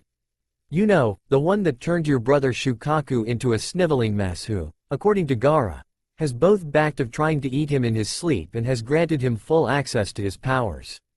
Sending one last smirk to the now quivering fox, Naruto turned and within seconds, the sewer vanished and was replaced with an expansive training field. In a puff of smoke, the scroll that Mothra had given him appeared on the ground before him. Picking one up, he read its contents. Uzumaki Kekkei Genkei. Radiation Release. Radiation Release is a nature release that was gifted to the Uzumaki clan by own summons, the Kaiju clan. Radiation is an energy source similar to that of the tailed beast's yokai. Only it is even more corrosive to the human body. It is only due to the Uzumaki's natural healing factor that the radiation that was injected into the first summoner's bloodstream that it bonded with our chakra to form this new nature release. Due to its corrosive nature, contact with any jutsu powered by radiation release has a high chance of both severely burning the area of contact, and an equally high chance of the victim receiving radiation poisoning. Radiation poisoning is similar to that of chakra poisoning, only is much harder to treat if the person treating the victim has no knowledge of radiation. The seals below are labeled steps 1 through 5 on how to control and train in the use of radiation release chakra. Inspecting the seals at the bottom of the scroll, Naruto immediately recognized them as blood seals, the exact same designs as the one that had held the kaiju summoning contract just 4 months ago. Pressing a thumb to the first seal, he hissed slightly as he felt the seal prick his digit in order to extract the required payment. Amongst a puff of smoke, a small scroll popped into existence and landed perfectly in Naruto's outstretched palm. Unrolling the scroll, Naruto took a quick glance at its contents, a grin forming on his face. This looks like it'll be fun. Time skip. 4 hours later. Naruto? Breaking out of his meditative state, Naruto took in his surroundings. Nothing seemed out of the ordinary. Glancing to his left, he noticed Kakashi next to him. Something wrong, Kakashi? The one-eyed shinobi eyes smiled at him before gesturing towards the fire that they had built. Held above it was a rather well-cooked looking boar. One of your shadow clones managed to kill this boar while the other brought back a large amount of firewood. We set the boar to cook while your clones went to help the rest keep lookout. We thought you might be hungry now. Smiling and nodding in thanks, the blonde shinobi leapt down from his branch, followed quickly by his former sensei and joined the others by the fire. After serving themselves with a good amount of cooked meat, the 5 ninjas sat down to eat. They had only been eating for a few minutes when Shikamaru spoke up. "Hey Naruto, what did your summons want with you?" This led to the others stopping what they were doing and looking to the Uzumaki heir.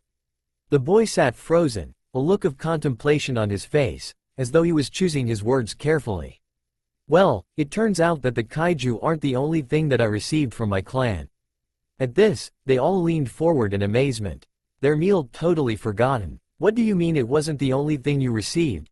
asked Ino, the others staring at Naruto intently. Naruto said nothing, staring into the fire as they all waited for him to speak. After a minute or two, he did. "I have a bloodline nature." The silence that followed that statement spoke volumes for the shock that they all felt. Sealing his barely touched chunk of meat, Naruto pocketed the scroll before getting to his feet. "It's best you finish your meal, we leave early tomorrow. Good night." And with that, the teen pulled out another scroll, unsealed his sleeping bag and climbed in.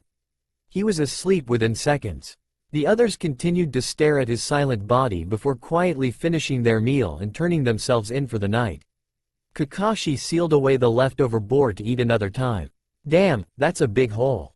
Giggle giggle. Wham. Groan. Stupid pervert. The other 3 members all face-palmed at both the Jonin's perverted mind and Ino's over-the-top reaction. Shikamaru gazed out over the dig site, roughly estimating it to be 30 meters in diameter and 50 in depth. "Let's go check out the site.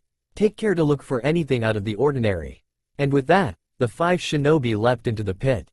That's when they heard it. An eerily familiar, yet warped roar. Skroyong. The 5 shinobi stood stock still, gazing at the only one with access to a kaiju. The shock in his eyes told them what they didn't want to know. "It's not one of yours, is it?" Shaking his head, Naruto formed a seal only to be tackled out of the way as a jet of emerald fire slammed into the space he just previously had occupied. Shaking the cobwebs from his head, He looked up to see that Shino had been the one to save him, but his attention was on something else entirely. Following the bug user's line of sight, he too saw just what had attacked them. And his blood ran cold. There stood the mysterious kaiju, which bore an eerie resemblance to one that Naruto was very familiar with. It stood in a hunched, bipedal stand with 2 back legs and 2 forearms. Both feet were 3-toed with a wicked claw at the end of each toe. Both arms ended in incredibly sharp, 3-finger claws. Running up the length of its back were 2 rows of large and pointed dorsal fins. Attached to a long neck was a large, squared head that yellow, slit-pupilled eyes and a gaping mouth whose jaw was armed with dagger-like teeth. The kaiju glared at them for a moment before rearing its mighty head back and bellowed out a vicious roar. Noticing his hand was bleeding from his fall, Naruto flashed through hand seals and slammed his bloodied hand to the ground. Seal script spreading from the area the contact was made. Summoning Jutsu. The squad of shinobi vanished in a plume of smoke, causing the kaiju's dorsal fins to shine a venomous green before spiting a stream of emerald flames from its jaws. It held its attack for about a minute before finally cutting off the flame. It stared at the spot the humans had once been, waiting to see their charred bodies. Only for the familiar, to Naruto at least, red armored scales of Roden to loom out of the smoke. Naruto and his squad taking cover behind one of his legs. This is the guy Big G has been talking about, huh? Naruto looked up at the pteranodon-like kaiju and pointed to the new kaiju. We need to find a way into the Land of Rebirth's main city. Think you could hold him off for a bit? Roden stared at the tiny blonde, an incredulous look on his face. Could I hold him off, kid? I'm one of the top 5 strongest kaiju on Monster Island. Of course I can hold him off. I'm insulted that. That's all good for you and all. Naruto cut in, but we really need to find this place. Snorting, Roden turned to face his adversary and without wasting a second, fired a blast of wind from his beaked mouth. Startled, the new kaiju was dodged with amazing speed, but not quick enough as Roden launched himself at it at an even faster speed. The other kaiju had no time to react as the red-scaled kaiju slammed into it, smashing it into the ground. The other kaiju let out a bellowing screech as it struggled to get back to its feet, but Roden started to peck its powerful beak against its scaly hide. Screeching, the spines on its back shone again before the kaiju belched out its emerald flames which slammed into Roden's underbelly, causing the winged kaiju to shriek in pain. Sensing an opportunity, the kaiju whipped its tail and smacked the shaking Roden away from it. Roden was sent crashing several meters away and slammed into the earthy ground, causing Ino and Kakashi to leap out of the way of the falling titan. Smirking, the new kaiju burrowed into the earth. Roden got to its feet and leapt into the air, hovering above the battlefield and scanned the area, trying to locate the missing kaiju. Noticing the earth below him shaking slightly, Roden seemed to still for a second before launching a beam of crimson and scarlet energy at the patch of earth he seen move. Once he was sure that he had dealt enough damage, Roden let up in his attack. Only for the new kaiju to leap out of the earth behind Roden and lock his jaws around Roden's left wing, sending the 2 kaiju to slam into the ground. Roden screeching in pain as the new kaiju shook its head viciously in order to further increase the damage it was inflicting. While the 2 kaiju battled near them, the 5 ninja all scrambled across the vast crater, struggling to find anything out of the ordinary with 2 colossal kaiju duking it out behind them. Shikamaru seemed to be another person. He was diving onto the earth and digging frantically in an attempt to unearth something so as to get away from the clashing titans. Shino had his insects scattering across the ground while Kakashi had his summons helping out. Ino was slashing away at the earth similar to Shikamaru while Naruto had his clones spread across the pit helping out. However, the original Naruto stared at the clashing kaiju. For some reason he felt something in him tugging at the new kaiju, calling out for him to make contact. So, ignoring his rational side calling him an idiot, he ran towards the battling kaiju. Naruto! Yelled Kakashi as he caught sight of Naruto's movement out of the corner of his unveiled Sharingan eye. Ignoring his former sensei's yell, the kaiju summoner continued his run towards the battling titans and ran through hand seals. Wind Sword Jutsu. Pulling out 2 kunais, he channeled wind chakra into the dagger-like weapons, causing a small cyclone to spin around the blades. Pumping chakra into his legs, Naruto leapt as hard as he could, launching him into the air. Letting out a cry of determination, he hurled the wind-bladed kunai at the new kaiju and watched as they managed to pierce its scaly hide. "Ah shit!" he cried as he slammed into the ground, his legs buckling from the fall. Lifting his head, he noticed the new kaiju being beaten into the ground by Rodan's crimson beam. The beast roared in both pain and determination before finally giving in. Panting, Naruto formed two clones and had one carry him over to the downed kaiju while the other went to deal with Kakashi.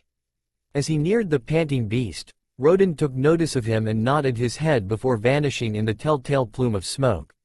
The kaiju stared at him with its dark yellow eyes as he approached.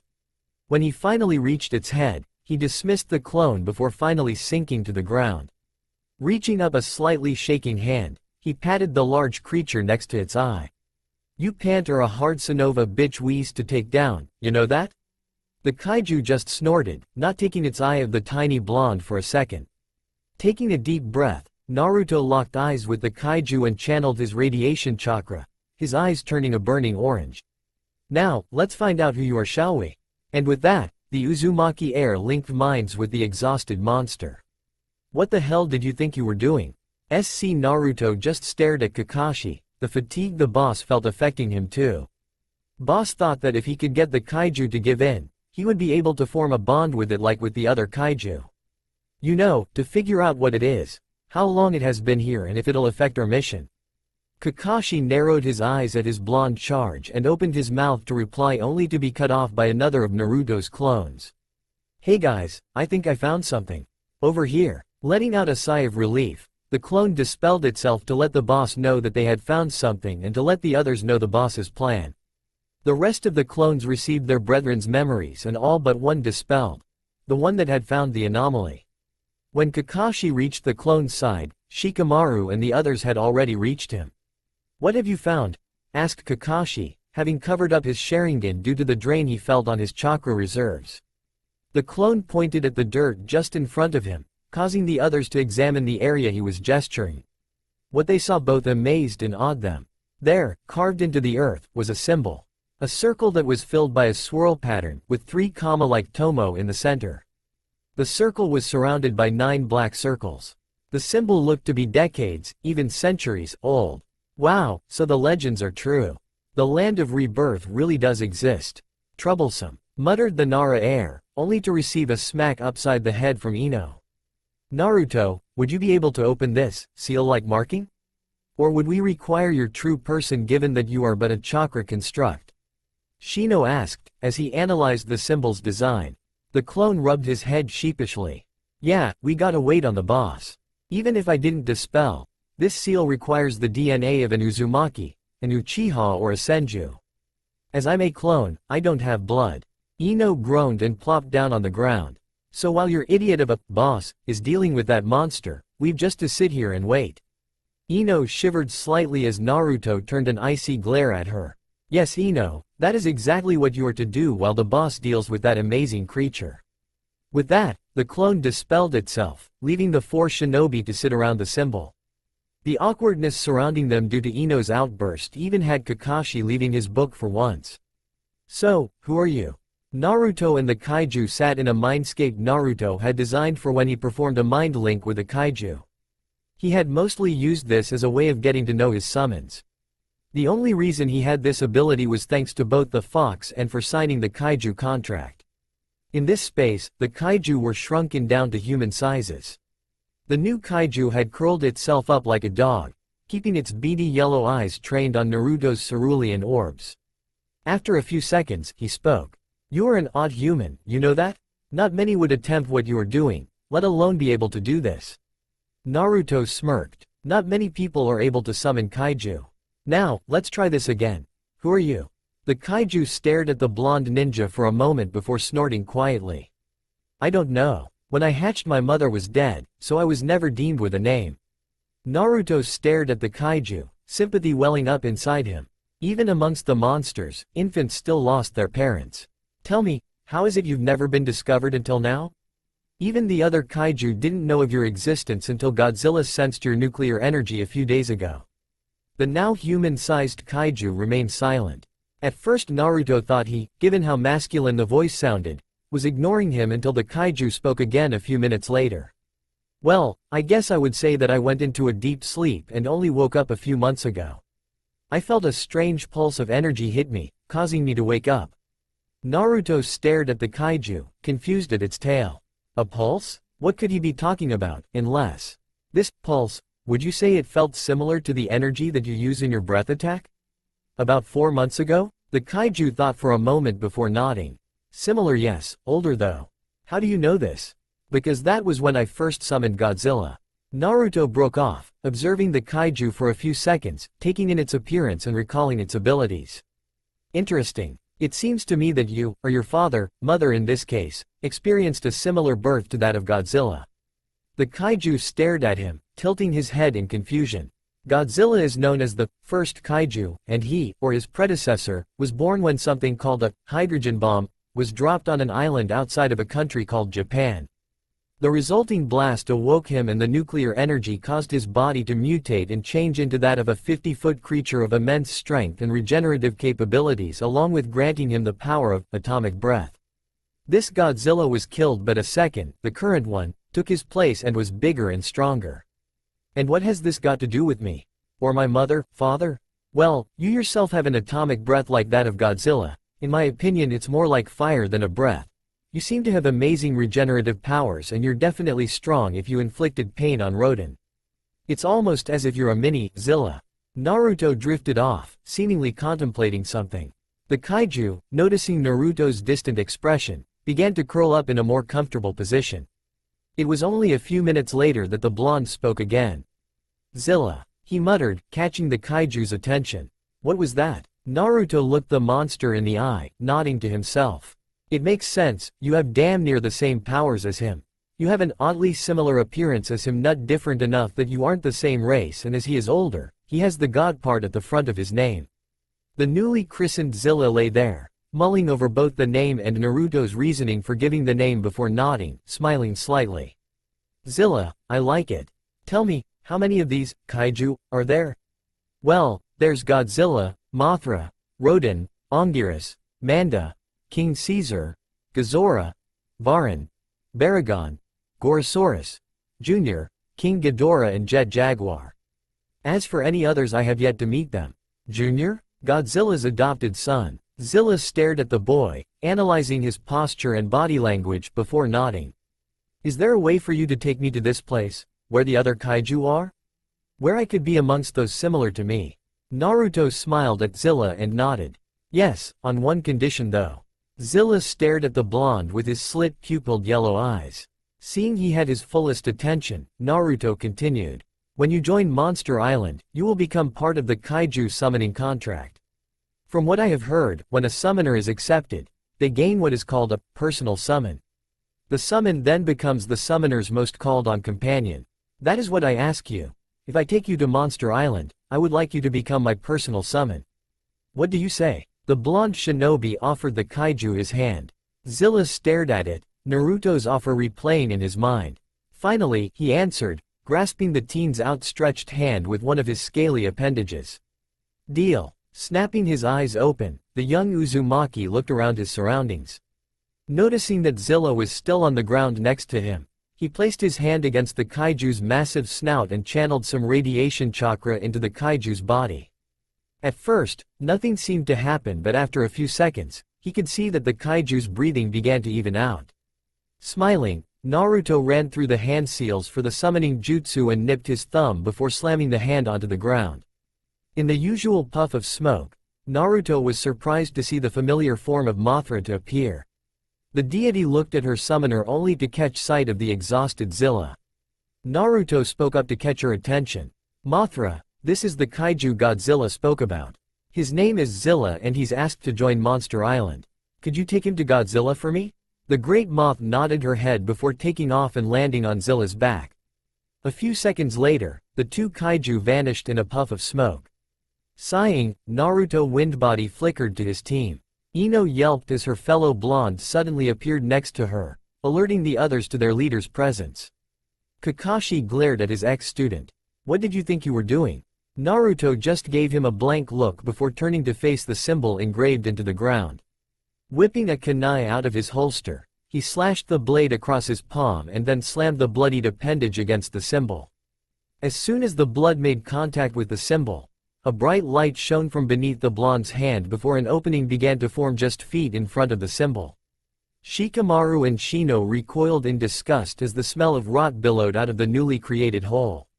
Not happy with letting any of his squad dealing with whatever was down there, Naruto formed 5 shadow clones and sent them down into the earth. 2 days later, and what did you find? Tsunade had leaned forward in anticipation as Naruto had read out his report, drawn in by his knack for storytelling. Naruto smiled at her odd wonder and continued. When the clones had dispelled, I received memories of a ruined city, streets ripped apart and strange metal contraptions aged with rust. Unfortunately, there was nothing salvageable enough to bring back with us. Sighing, the busty blonde leaned back in her chair, disappointment clear on her face. Well, at least the mission was a success. You did find the land of rebirth. For that, your payment has been sent to your account and a council of shinobi will converge to decide if you're eligible to take part in the Tokubetsu Jonin exams. Dismissed. The blonde Uzumaki, to Tsunade's ire, exited from the Hokage's window and made his way to his personal training grounds, the woods in which he found the home of his family's contract. Once he had touched down next to the cabin, he performed a quick chakra pulse to detect intruders. Sensing no one, the teen quickly made his way inside and shut the door behind him. He made his way to a desk that he had set up, he flicked on the lamp and pulled out a scroll. A scroll though one of his clones had sneakily passed him as he lied about finding nothing. Cracking the seal, he unfurled the ancient scroll and began to mentally absorb everything on the parchment. Radiation jutsu, this'll be fun. Sasuke growled as he sat in the gloom of the head Uchiha household, exactly where he witnessed the slaughter of his parents. How dare that Senju bitch refuse his demand that Naruto hand over his summoning contract? Do these fools fail to understand that he needed to gain power so as to kill him? A contract of that magnitude shouldn't be held in the hands of that dead last loser Naruto. It should be wielded by him, the Uchiha elite. His face contorted in rage as the memory of the meeting replayed in his head. Ninja art. Flashback jutsu. Asterisk. Tsunade sat at the Hokage's desk, working her way through a mountain of paperwork that she was sure hadn't been there a minute ago. She had just lowered her hand to grab a bottle from her stash when the door to her office banged open. Snapping her head up, she scowled when Sasuke strode in, arrogance and confidence rolling of him in waves. Who the hell do you think you are, barging into my office like that, Genin? If you wish to speak with the Hokage, you make an appointment, regardless of who you are. Sasuke frowned. I am an Uchiha, I don't need an appointment. Anyway, we have business to discuss. Tsunade glared at the Uchiha survivor, dismissing him as she turned her attention back to her paperwork. I don't have time for this. Leave your issue with Shizune and I'll take a look at it when I have time. I demand you have the loser turn his contract over to me. Tsunade froze, processing what she had just heard over a few times in her head before scowling at the smug look on the boy's face. What did you just say? She snarled as she leapt to her feet, anger filling her. How dare he try to steal another clan's property? The smug look seemed to grow even wider. You heard me. I want you to tell the loser to hand over his summoning contract.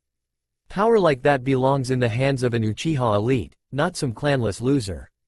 Tsunade opened her mouth, intending to rip the Uchiha brat a new one when a sudden thought struck her. An evil smile crossed her face as she signed for an Anbu to fetch Naruto. Sitting back in her seat, she faced Sasuke, the evil smirk still on her face. 2 minutes later, a certain blonde summoner leapt in through the window. Something wrong, Granny? Sasuke smirked at his teammate before gesturing towards the Hokage. I came here to the Hokage to have you hand over your summoning contract.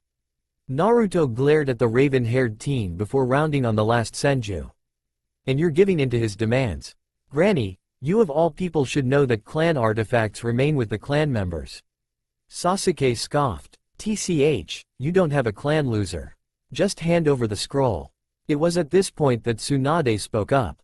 Actually Naruto, I brought you here to inform you that with your ascension to the rank of Chunin, by orders of the third Hokage you are to become head of your clan.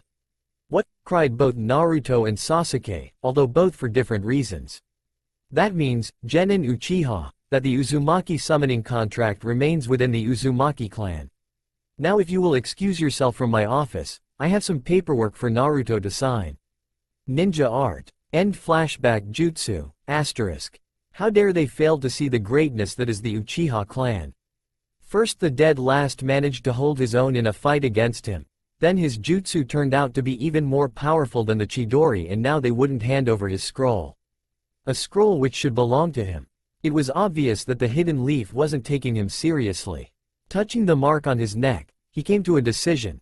He would leave this Kami-forsaken village and seek out Orochimaru for training. Once he had learned everything he could from the snake, he would kill him before hunting down Itachi. 10 minutes later, he had packed up all his belongings and made his way to the village gates. To his surprise, Sakura was standing next to the gates. Almost as if she knew he would leave. Sakura. The Rosette's head perked up as the Uchiha heir stopped just feet in front of her. She took a tentative step forward. Sasuke, what? The no longer loyal Uchiha cut her off. What do you want, Sakura? The Rosette stared at her brooding crush, chewing on her lip nervously. Sasuke. Where are you going? Away from this pathetic village. It has done nothing but hold me back, even the dead last has gotten stronger. I am an Uchiha. I deserve more power but these fools failed to see my potential. And you're willing to abandon those that care for you. I love you, Sasuke, I won't let you leave the village. Unless. She trailed off, shame shining in her eyes as the idea flashed in her mind. What? Sasuke, while amused at the very idea that she thought she could stop him, was curious as to what her condition was. Gulping down her disgust, the Rosette looked the no longer last loyal Uchiha in the eye. Unless you take me with you. Sasuke stared at his ex-teammate incredulously, before scoffing. Not a chance. He sneered as he walked by the trembling Haruno. If you try, I'll scream. Sakura's world blacked out as she crumpled to the ground, Sasuke having quickly chopped the back of her neck. Sighing, he made to continue to the gate but stopped. Turning, he couldn't help but stare at the downed form of Sakura. A dark smile spread across his pale face. I'm gonna kill him, I'm gonna kill him, I'm gonna kill him, Naruto muttered as he staggered towards the door of the Namikaze estate. The door in question was currently being rapped continuously until, snarling, Naruto wrenched it open. What? He snapped, rubbing his eyes in order to rub the sleep out of them. An Anbu stood outside his door, an eagle mask covering their face. Naruto Uzumaki, the Lady Hokage has summoned you to her office. You have 10 minutes to get ready.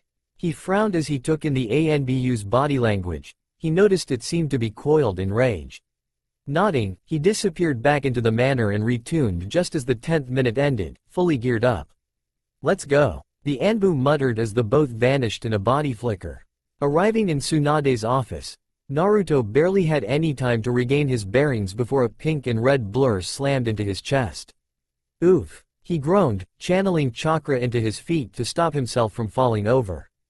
Glancing down, he was surprised to see an inconsolable Sakura sobbing into his t-shirt. Sakura? What's wrong? Tokubetsu Jonin Uzumaki. Naruto snapped his head in the direction of the Hokage, confused at the official-sounding tone of her voice. What he saw disturbed him somewhat.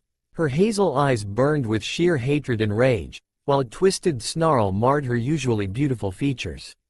I am charging you with taking a small squad to head after missing Nin, Sasuke Uchiha. Search and destroy. Stunned, it took the young Uzumaki a moment to find his voice.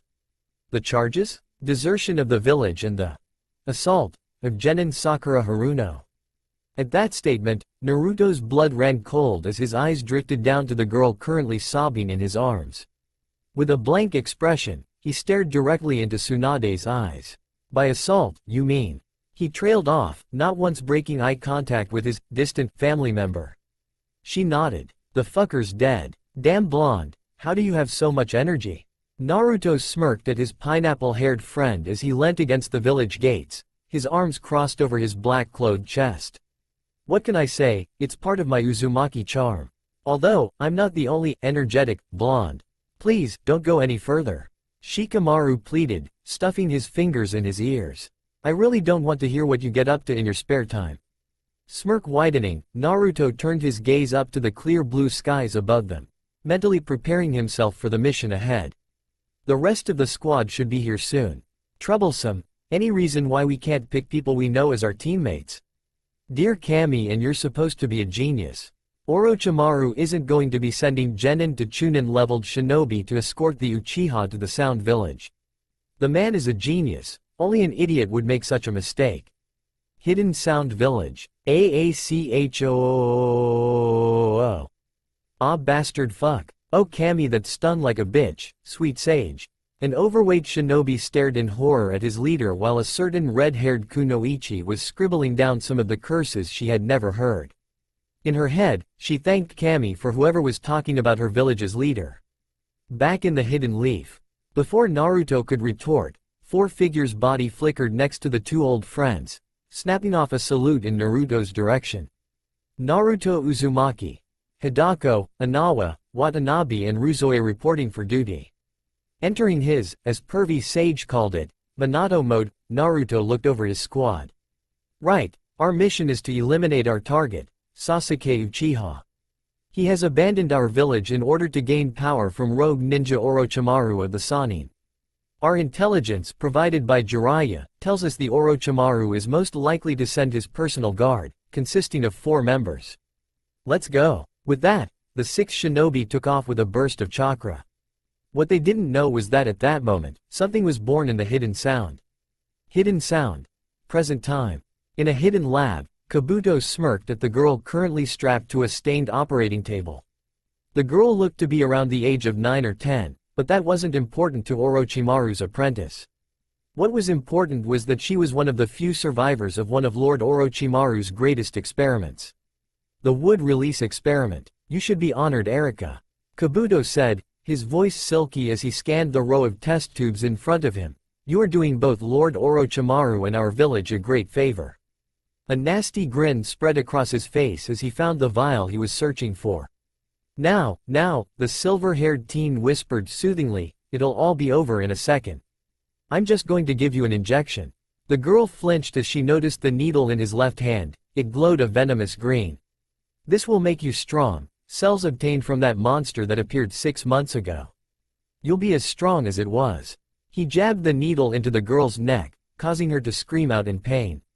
Ignoring her cries, the traitor pushed the plunger, emptying the needle's contents into Erika's bloodstream. The effects were instantaneous. The girl began to glow a horribly vivid green as vines sprouted from her body. Small jaws grew from the end of the vines, snapping at Kabuto, who backed away in shock. Bolting to the door, the teen's last glimpse of the room left us horrified to the core. The girl had begun to transform into some plant-like being, which was quickly growing in size. The girl's head disappearing amongst the petals of a ruby-red rose. Hurtling through the numerous dank and twisting corridors, Kabuto burst through the doors leading to his master's chambers. Kabuto! Hissed the snake Sannin, his arms still wrapped in bloody bandages. What is the meaning of this? Lord Orochimaru, he interrupted, his face bloodless, there's a problem with one of the experiments. Then deal with it, UF. He was once again interrupted, this time by a blood-curdling roar sound from deep within the base. What in the sage's name was that? Kabuto began to shake slightly as he looked into Orochimaru's wide eyes. My lord, I injected the cells into the girls like you commanded. The cells, they seem to have reacted with the wood chakra she holds. The room rumbled as cracks began to creep up the walls, flytrap-headed vines slithering in. Damn it, Kabuto. We're leaving. I will send word to the Sound 4 to escort Sasuke to our base on the northwest border of the Land of Hot Water. Yes, Lord Orochimaru. Within minutes, the pair could be seen fleeing the base, but just as the Hidden Sound was just in eyesight, they turned around. The sight that greeted them filled them with terror. A writhing mass of tentacle-like vines with a massive, mysterious rose sat in the heart of the now former village. As they fled, their ears rang with the sound of a roar, one filled with rage and hatred, for those that had done it wrong. That had done her wrong. Time skip. 2 hours since mission start, sound incident. Naruto, I'll deal with the Kagaya. You go deal with the target. The blonde nodded, internally glad that his former sensei had turned up. While the other members of the Sound 5 seemed, to him at least, to be lacking in power, this new arrival seemed to radiate it in sheer waves. As he darted through the trees, he cast his mind back to when Sasuke's dark actions first began to crop up. All because of Orochimaru and the Kami damned seal he wore so proudly upon his neck. Once Sasuke is dealt with, I'm coming for you, you snake bastard. However, he knew that he also had played a part in Sasuke's anger. While not consciously, he had caused Sasuke's inferiority complex to go into overdrive once he had begun training with the kaiju. Tsunade's refusal to have him hand Sasuke the contract seemed to have been the final straw. He was drawn out of his musings once he reached a large crevice. He smirked at the irony of the location. The Valley of the End. The result of the battle between Hashirama Senju and Madara Uchiha. Statues of the two combatants stood facing each other. Senju with his back towards the hidden leaf and Uchiha with his back to the border of the Land of Fire and the Land of Sound. Channeling chakra into his legs, he leapt atop Hashirama's head, staring at the unmoving figure of his target, who stood atop his own ancestor's head. So you came, Naruto. Sasuke Uchiha. By order of the 5th Hokage, you are to be destroyed. Sasuke giggled madly. And you think a loser like you could lay a scratch on me, let alone kill me? Naruto smirked. Well, I was kicking your ass back at the hospital, wasn't I, dead last? Snarling, the no longer loyal Uchiha leapt at his ex-teammate, his curse mark flaring up. Without even blinking, Naruto flashed forward, sinking his fist into the traitor's exposed stomach. Not expecting the blonde's speed, Sasuke vomited up a mixture of blood and saliva, only to then be hurled into the river below. He collided with the water's surface with a sickening boom, only to burst out with his hands flying through hand seals. Fire style. Grand Fireball Jutsu. Naruto's eyes widened as, boosted by the curse mark, Sasuke spat out a ball of flames in his direction, the ball's size rivaling the size of the statues' heads. Thinking fast, he ran through his own sequence of hand seals, finishing on the snake seal. Atomic style. Pressure breach. Filling his lungs with radiation chakra, he exhaled a high-pressured cloud of nuclear energy. The cloud collided with the fireball, which ignited the gas cloud, resulting in a tremendous explosion. Both teams were sent hurtling onto both banks of the river. Recovering quickly, the both kicked off towards each other. Soon they met in the middle, exchanging punch after punch and kick after kick. While Naruto's natural speed made him untouchable, Sasuke's Sharingan evened the tides. After dodging a particularly vicious haymaker, the Uchiha whipped out a kunai and launched it from point-blank range. Cursing, the blonde Jinchuriki could only angle his body so as to lessen the damage, leaving him open to Sasuke's chakra-powered roundhouse kick. First blood's mine, Naruto, he taunted, watching as his ex-teammate merely tore the kunai from his side. First blood's been mine since I sent your ass into the river, dumbass. Naruto yelled back at the onyx-eyed teen, who glared at his blonde rival. Forming more hand seals, he blew onto the blade before leaping into the air and hurling the blade at the smirking Uchiha. Ducking, the raven-haired teen was surprised when he felt something slash his cheek. What the hell? I dodged that. Wind chakra, bitch. Stunned, Sasuke looked up to see Naruto rapidly falling towards him, kunai in hand. Channeling his chakra into his arms, he back-flipped out of the way, quickly hurling a handful of shuriken at the falling Uzumaki, who immediately burst into smoke. Swearing loudly, he raised his left arm to block the incoming kick, only to be sent skidding back due to the strength of the kick. Tell me, loser, what is atomic style? Who taught you such power? Sorry, dead last, exclusive to the Uzumaki clan only. Snarling, Sasuke ran through a familiar set of hand seals before cupping his hand, a loud screeching noise filling the air as blue arcs of lightning danced in his palms. Damn you, Naruto, he screamed as he sped towards the blonde, Sharingan eyes blazing. Naruto sped towards the enraged Uchiha, conjuring a ball of swirling chakra in his hand. Both former teammates thrust their attacks at the other, leading to a colossal explosion of power. Both shoved their respective jutsu into the others, trying to overpower each other. Chidori, Rasengan. What they didn't expect was a powerful vine to swing down out of nowhere and slam into the pair, sending them tumbling through the air. They landed against the valley wall, and stared up at what could only be described as a monstrosity. The creature's body was made up of plant-like, meaty flesh with vines crisscrossing over its central glowing sac. Numerous other vines waved snake-like around its body, vicious flytrap heads and sharp spear-like ends decorating their tips. A head reminiscent of a crocodile stared down at the pair, its jaw filled with dagger-sharp teeth. 6 tusks, 3 at each side, glimmered malevolently. "What the fuck is that?" Sasuke yelled, his eyes locking onto one of the creature's vines. From somewhere in his mind, he heard the familiar silky voice whisper, "My mistake, I call it Violante." Instead of answering, Naruto simply flashed through the familiar hand seals of his other signature jutsu and slammed his now bloody palm onto the surface of the water. Summoning Jutsu. Skroyonk. In a puff of smoke, the scaly visage of Zilla appeared, bellowing a roar of challenge to the sky. Immediately, he locked onto the presence of the plant creature and snorted. "So, this is what you call the Night of the Monsters for?" "Night of the Monsters?" asked Naruto, staring at his familiar incredulously. "Yeah, Big G is king, while Little G is the prince, therefore, I was given the title of knight." "Whatever, I need you to take on Planthead." "Violante," murmured Sasuke, as he stared at the new kaiju. Naruto gave the teen an odd stare before turning back to Zilla, who had also stared at Sasuke. "Fine, I need you to take on Violante over there while I deal with Emo Boy." "Done." He stared at the now christened Violante and roared, "Get over here." While his familiar launched himself at the new kaiju, Naruto ducked the sucker punch aimed at his throat. Snarling, he lashed out with a powerful kick to the Uchiha's ribs. "So, Violante, huh? Where'd you get that name? I can talk with Orochimaru via the seal, dead last.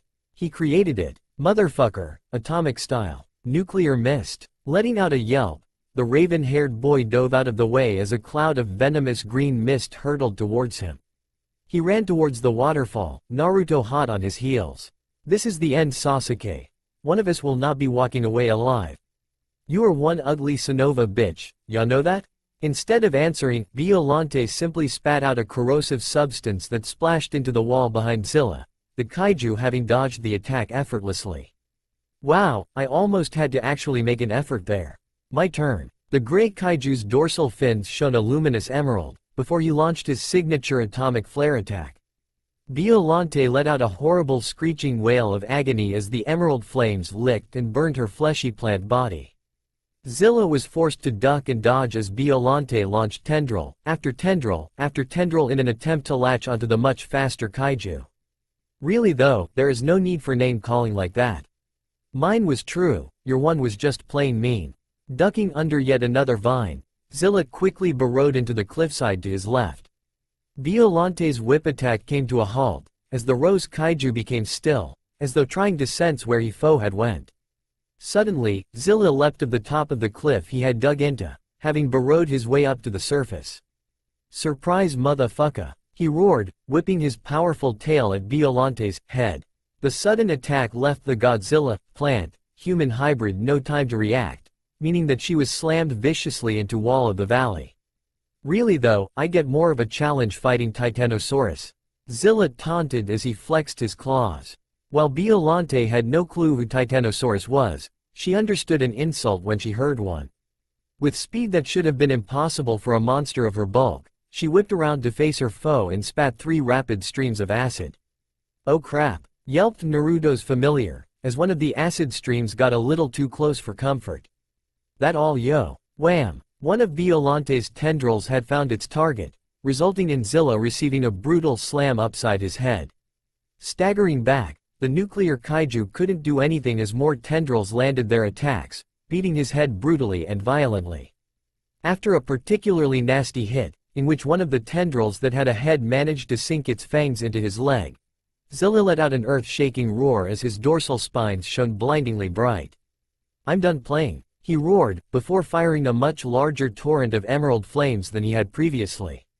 Violante stood no chance against the intense attack, and after a few minutes of non-stop burning, Violante was soon reduced to a charred corpse that soon sank into the dark depths of the river below. Panting slightly, Zilla shook his head before tossing his head back and bellowing out a roar of victory. Finished, the scaly kaiju turned his attention in the direction of his summoner's fight. Let's see how Naruto's doing. Probably kicking ass, as usual. As the kaiju's battle raged further down the valley, the two teenage shinobi launched themselves at each other, kunai flashing. Landing a roundhouse kick on his enemy's jaw, Sasuke leapt into the air as he flashed through hand seals. Fire style. Grand Fireball Jutsu. A massive fireball was spat from Sasuke's mouth, flying towards the blonde Uzumaki at insane speeds. Smirking, Naruto quickly body flickered out of the way, flashing through his own seals. Wind style. Great breakthrough. A powerful gust of wind was blasted from Naruto's hands, sending Sasuke hurtling into the cliff wall behind him. With amazing reaction time, the Uchiha was barely able to use a replacement jutsu to save himself from becoming a smear. It could not save him, however, from Naruto's rapidly approaching haymaker, which connected solidly with his jaw, sending him skidding across the river that stood on. Enough! Sasuke roared, his curse seal flaring up as black, flame-like tattoos began to spread over his body. Naruto smirked. Oh, you want to cheat then?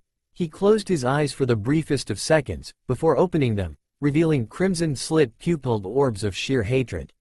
Let's cheat then, asshole. The pair vanished as twin blurs as flashes of red and purple chakra appeared rapidly and randomly across the river and valley walls. Fists and feet flew while kunai and shuriken were flung as the two engaged in an intense taijutsu battle. Sasuke growled as he was constantly pushed on the defensive. When a kunai managed to cut his cheek, he lost it. With a scream of rage, Sasuke gave in to the power of the curse seal. In an explosion of polluted, purple chakra, Naruto was sent speeding down towards the river, reaching its glowing surface. Rapidly resurfacing, Naruto stared in disgust as Sasuke's appearance warped and became demonic. His black hair grew down to the small of his back and turned a dark purple, while his skin became ash gray. His sclera became a deep obsidian color, all the while a black cross-shaped mark appeared over the bridge of his nose. Two hand-shaped ripped out his back as Sasuke cackled madly in the air. That was fucking disgusting. Naruto spat, staring at Sasuke's wings in revulsion. You're not the only one with special powers, Naruto. But mine are stronger. Yeah, cause the chakra of a creepy pedophile clearly beats that of an immortal demon fox made entirely of chakra. Naruto stated, sarcasm thick in his tone. Sasuke snarled as he dove down at his ex-teammate, a clawed hand raised high. Atomic style. Atomic blade. Sasuke roared in pain, as a light blue plasma-like blade slashed at his arm wildly. Not taking any chances, Naruto summoned a chakra cloak made purely from Nine Tails chakra. Ignoring the burning of his skin, Naruto charged a Rasengan in each of his hands before leaping after the airborne Uchiha. Twin Rasengan, he bellowed, slamming the two vermilion-colored orbs into Sasuke's wings, sending him crashing into the statue of Madara. As Sasuke pushed himself shakily to his feet, Zilla appeared at Naruto's side. Piece of cake, boss. The iguana-like kaiju boasted with a clear smirk. Naruto smirked back at him as he cast a sideways look towards his current opponent. Good, I'm nearly done here anyway, bud. You go on home. Zilla just nodded before vanishing in a large cloud of smoke. With a glare clear on his face, Naruto unconsciously began to channel his radiation chakra as well as the Nine Tails chakra, resulting in his eyes taking on a red-orange hue. Channeling chakra to his legs, Naruto leapt up towards the ledge opposite Sasuke, allowing the two to have one more standoff. Naruto growled, his burning orange and red eyes glaring at his former teammate. Slowly, his Nine Tails chakra cloak faded away, leaving him only with his radiation chakra pumping away at his chakra system. Losing your power already, eh, Naruto? Sneered Sasuke, his Sharingan eyes burning in their black sockets. A harsh screech filled the air as the Uchiha heir activated the Chidori, which was soon corrupted by the tainted chakra of the curse seal, becoming as black as night. I'd prefer to finish this fight with my own power, Uchiha. Naruto taunted, summoning the familiar spinning orb of chakra. However, unlike the usual sky blue chakra that usually composed the fourth Hokage's jutsu, Naruto had created the Rasengan from his radiation chakra, resulting in a crystal blue chakra sphere. The two teens stared at each other silently for a few seconds, the only noise filling the valley being the waterfall. And then they leapt at each other. Naruto. Sasuke. As they drew closer, both shinobi refused to break eye contact. Next second, their attacks collided in a swirl of chakra. Chidori, atomic style. Rasengan. A powerful shockwave erupted from their joined attack, carving thick scars into the valley walls. Black chakra swirled violently around the pair before condensing into a large sphere, which vanished as fast as it had appeared, revealing the winner of the duel. "Ah!" screamed Sasuke, as Naruto's attack burrowed deeply into his shoulder. The pair slammed onto the bank of the river, with Naruto flipping away as soon as Sasuke had landed. The Uchiha heir rolled on the wet bank, screaming madly as he clutched his shoulder.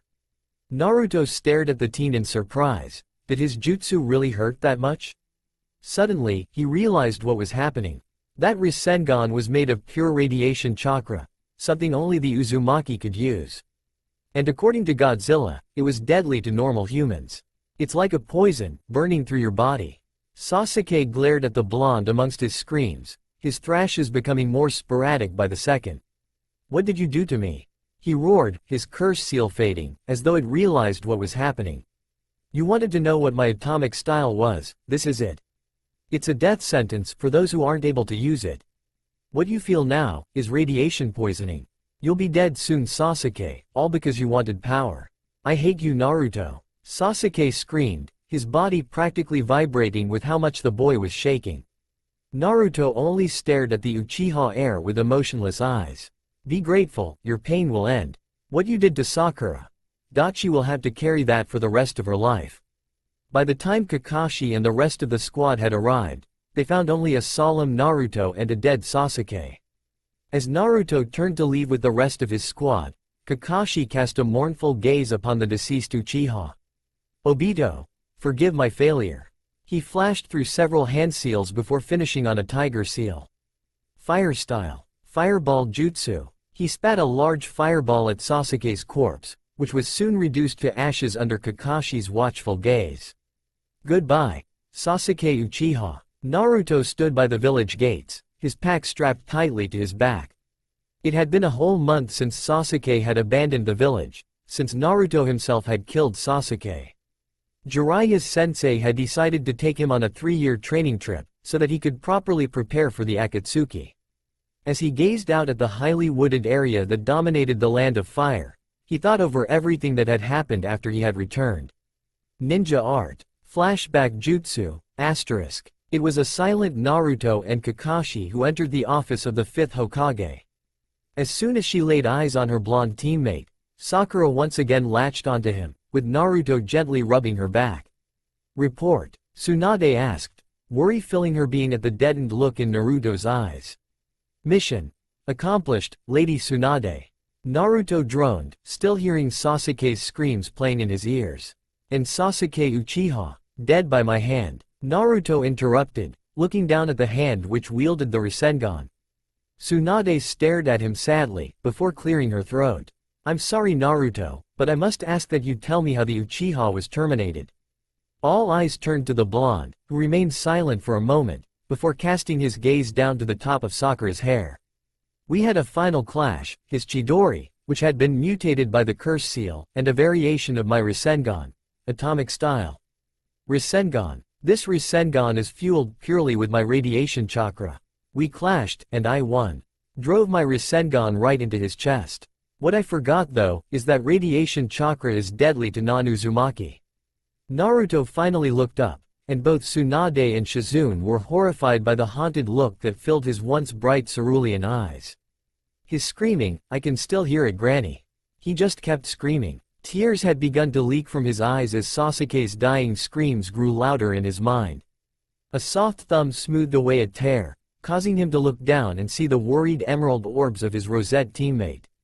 The two embraced each other tightly, both now scarred emotionally by their now deceased ex-teammate. Ninja art. End flashback jutsu. Asterisk. Sakura was now seeing a therapist to stop the reoccurring nightmares that had begun to plague her. The Rosette was currently staying with Naruto at his apartment, as she tended to freak out unless he was nearby. Oh, the irony. Naruto. Surprised, Naruto jolted slightly before turning around. His eyes widened in shock as what looked like the whole village had turned up to say goodbye to the boy they had once hated. And at the front of the crowd were Jiraiya, Tsunade, Shizune, Sakura, Kakashi and Iruka. "Guys," Naruto muttered, stunned at the sheer number of people who had came to see him off. "You didn't think we'd let you go without saying goodbye, did you?" Sakura teased, pulling the blonde into a strong hug. Smiling, Naruto patted her, returned the hug warmly before pulling away. "That reminds me," he muttered, pulling a scroll from his pocket and handing it to the Rosette girl. "Here, if you ever need to talk to me to help. I've sealed 100 shadow clones in there." Sakura smiled tearfully before backing off to let the others say hello. One by one, the villagers and ninja of the Hidden Leaf Village offered their goodbyes and good lucks to the blonde-haired shinobi. The last people to say goodbye were Kakashi and Tsunade. Kakashi walked forwards and offered his hand to the Uzumaki. "Good luck out there, Naruto, and I'll guess we'll be equals when you return, or you might be even stronger than me by that point." Kakashi chuckled, shaking hands with his sensei's son. A sad look then filled his lone visible eye as he pulled out a scroll from his back pouch. "I know I was a terrible sensei to you and Sakura, Naruto. And it will be a long time before I can fully fix that. I hope this will help start it though." He handed the scroll to the whiskered blonde, who stared at it curiously. "It's the fourth other signature jutsu." Naruto's eyes grew to the size of dinner plates at that, as he stared at Kakashi in disbelief. The masked Jonin merely offered one of his signature eye smiles before stepping back to allow Tsunade to step forth. "Naruto," she smiled, pulling the boy into a loving hug. "When we first met, you were a brat. A mature brat, but a brat all the same. I am proud of the ninja. No, of the young man you have grown up to be. And I know your parents would be too. Thank you," Naruto breathed, before raising his lips up next to the Sanin's ear. "Mom." Tears filled Tsunade's eyes as she tightened her grip on the boy she had came to see like a son, before she had to let go. She cast a stern glare at the white-haired sage who stood behind the blonde. "If he comes back a pervert, I will kill you," she said simply, before moving back to become part of the crowd. With one last wave, both master and student began their long journey ahead. "So, where to first, Jiraiya-sensei?" The toad sage offered the teen a small smile as he pulled out a small map. "To a place that you have long deserved to go, kid. First stop, the Hidden Whirlpool Village, home of the Uzumaki." That's all for now. If you enjoy, then please like, share and do comments.